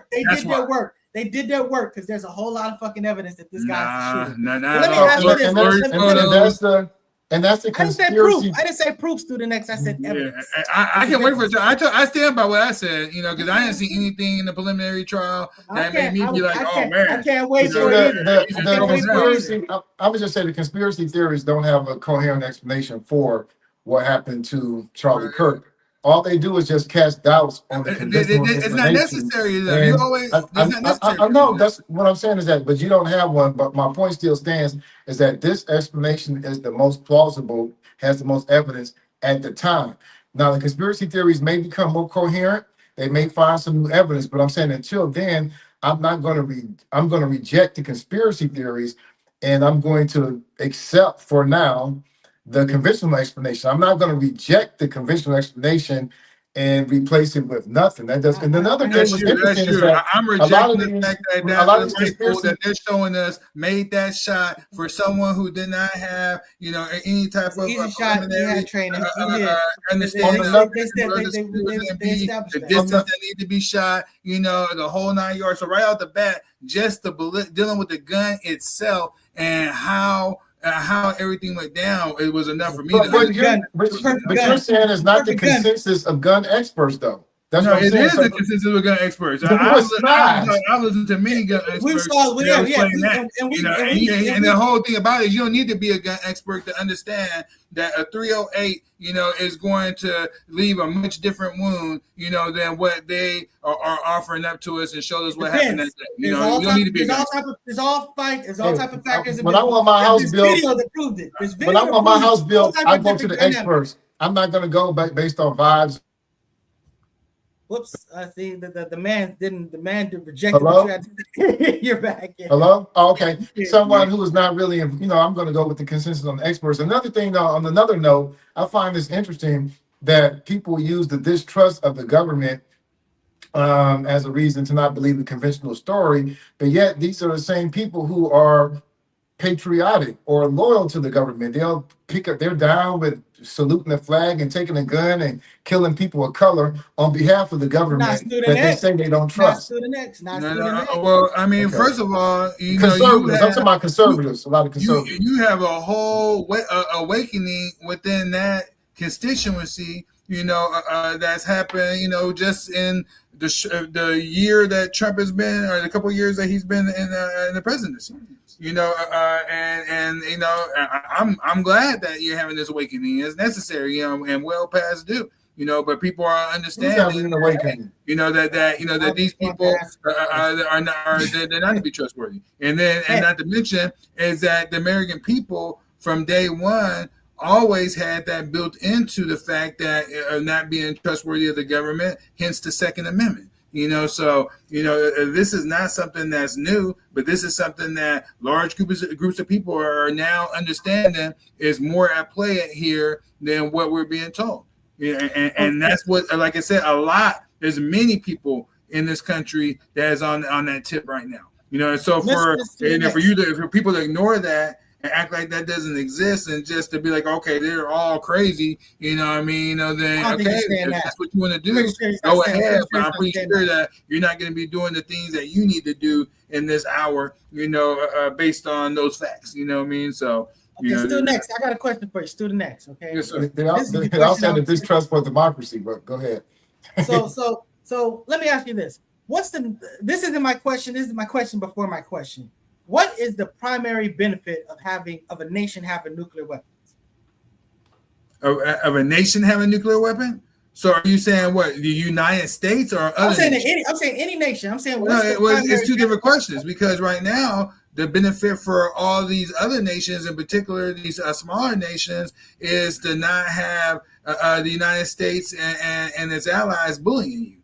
And leaving you alone. That answers my question. That is the setup to this question.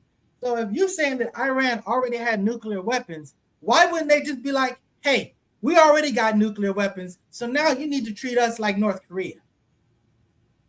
Yeah, because the thing is that right now, I don't think that, right now it looks like they tried to send that message to America, but America right now is acting like they didn't receive that message, and the question is why? And I think it is because it doesn't matter.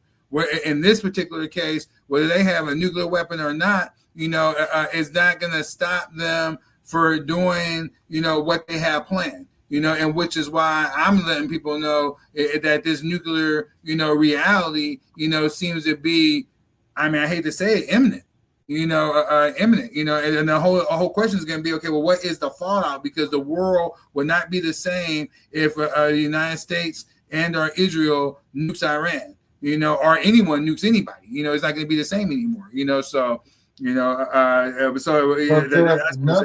none of these, like United States, Russia, and China, France, UK, India, Pakistan, North Korea, Israel, the United States has not bombed these countries. A nuclear weapon is probably a deterrent as to why they have not. Why would they bomb Iran if they had intelligence that Iran has the nuclear weapon? No, I just got finished telling you, because right now, first and foremost, is that, it's clear that Iran doesn't want to use a nuclear weapon, never wanted to have a nuclear weapon.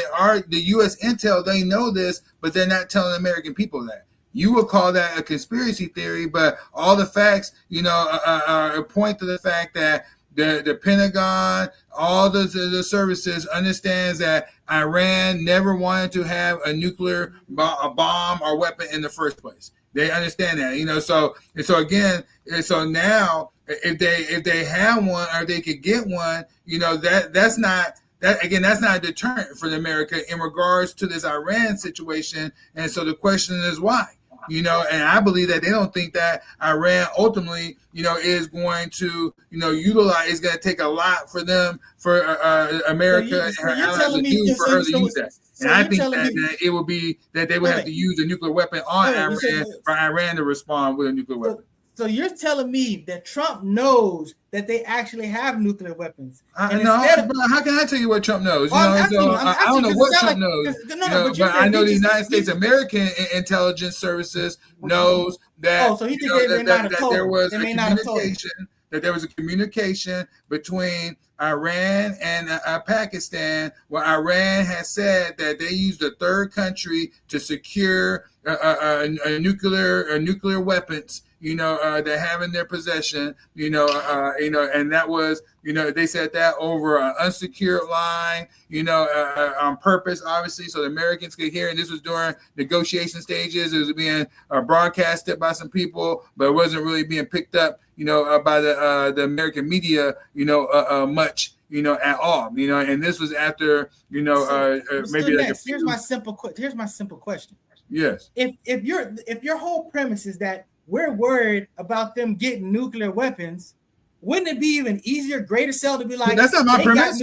That's not my premise at all. That's what America is telling you. America is saying that we're worried that Iran's going to get a nuclear weapon, and this is why we're bombing them to hell and doing what we're doing to prevent them from doing it. I'm not talking about you. I'm talking about if America's making this argument, I'm saying that wouldn't this be a greater argument to say that they have nuclear weapons already, and we need to remove that. We need to stop them. We need to, you know what I'm saying? Well, no, because of what you just said, is the greater, once these other nations get a nuclear weapon, then the American people in particular are, promote, don't bother their ass, leave their ass alone, because we don't want to spark any type of response, or any type of further type of conflict. And that's what has been, the standing of the American military, and the more recent past. But even still, look at what they're doing in Russia.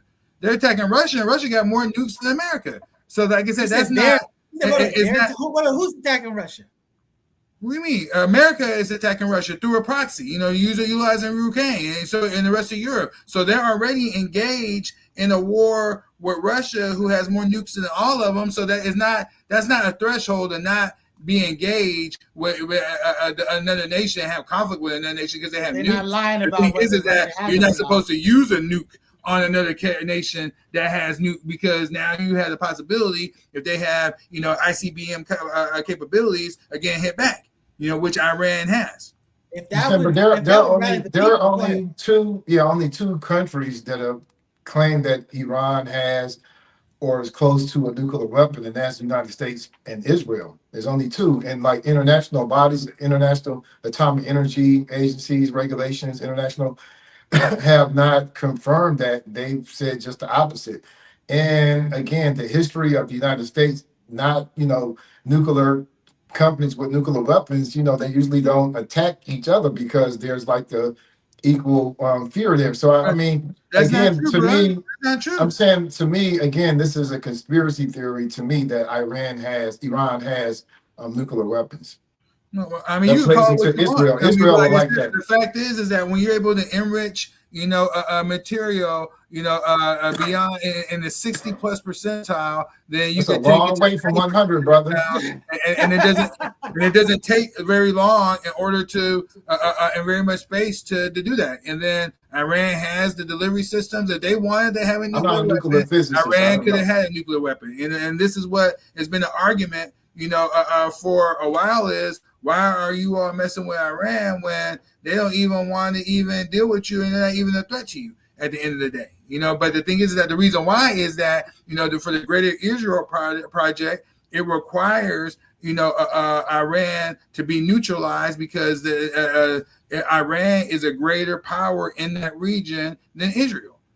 So I mean, it's not really rocket science at all. This is a fight for the region, and so Iran has been in the way. They were always last on the list to attack because Persia has been around for millennia, multiple millennia, and so they're 90 to 100 million strong. You heard of the Persian exile in the Bible? Yeah. Okay, I'm saying they actually, anyway, so they actually were captured, part of Israel. In the biblical story, the biblical sense, and there is some archaeology to support that. But Iran, the sanctions that the U.S. imposed on Iran on behalf of its own interests, which is in alignment with the interests of Israel, because Israel's interest is the United States' interest in that area. They've been relying on China. So, part of really going after them now, escalating into this level, is to weaken China. I wouldn't say they're not reliant on China, but China absolutely, as well as Russia, as well as North Korea, as well as other nations, have provided, material support, to Iran, in these endeavors, for sure. Yeah, for their oil. To a great, to really a great, effort, because they have withstood, these, unjustified and unprovoked attacks, by the West. So Iran is they're not going anywhere. They're going to be we're going to see things ramp up in the next 2 to 3 days. In closing, this war in Iran is terrible. America should not have been there in the first place. We hope it comes to the quickest resolution, the most responsible resolution that could possibly be, having already been at this point. So, thank you for watching. I'm sitting there cooking in the shed, by the way. So that having been said, shout out to Kelo II for coming on the show and promoting his new song, Outside. You know what I'm saying? So, definitely go outside and do some activities. And again, Student X, thank you as always for sharing your information with us, brother Afro Agnostics, the same you, brother, you know what I'm saying, and a shout out to the brothers Johnson for doing what they're doing. Infamous El Poo, we know you were busy, you know what I'm saying, but we holding it down, and we'll welcome you back. To the sisters, First Lady J, AB, you know what I'm saying, the doors are wide open. So that having been said, thank you. Like, subscribe, share, offer what any comments you got to say, criticize, whatever you got to say. We take it all. Thank you very much. Look a shot.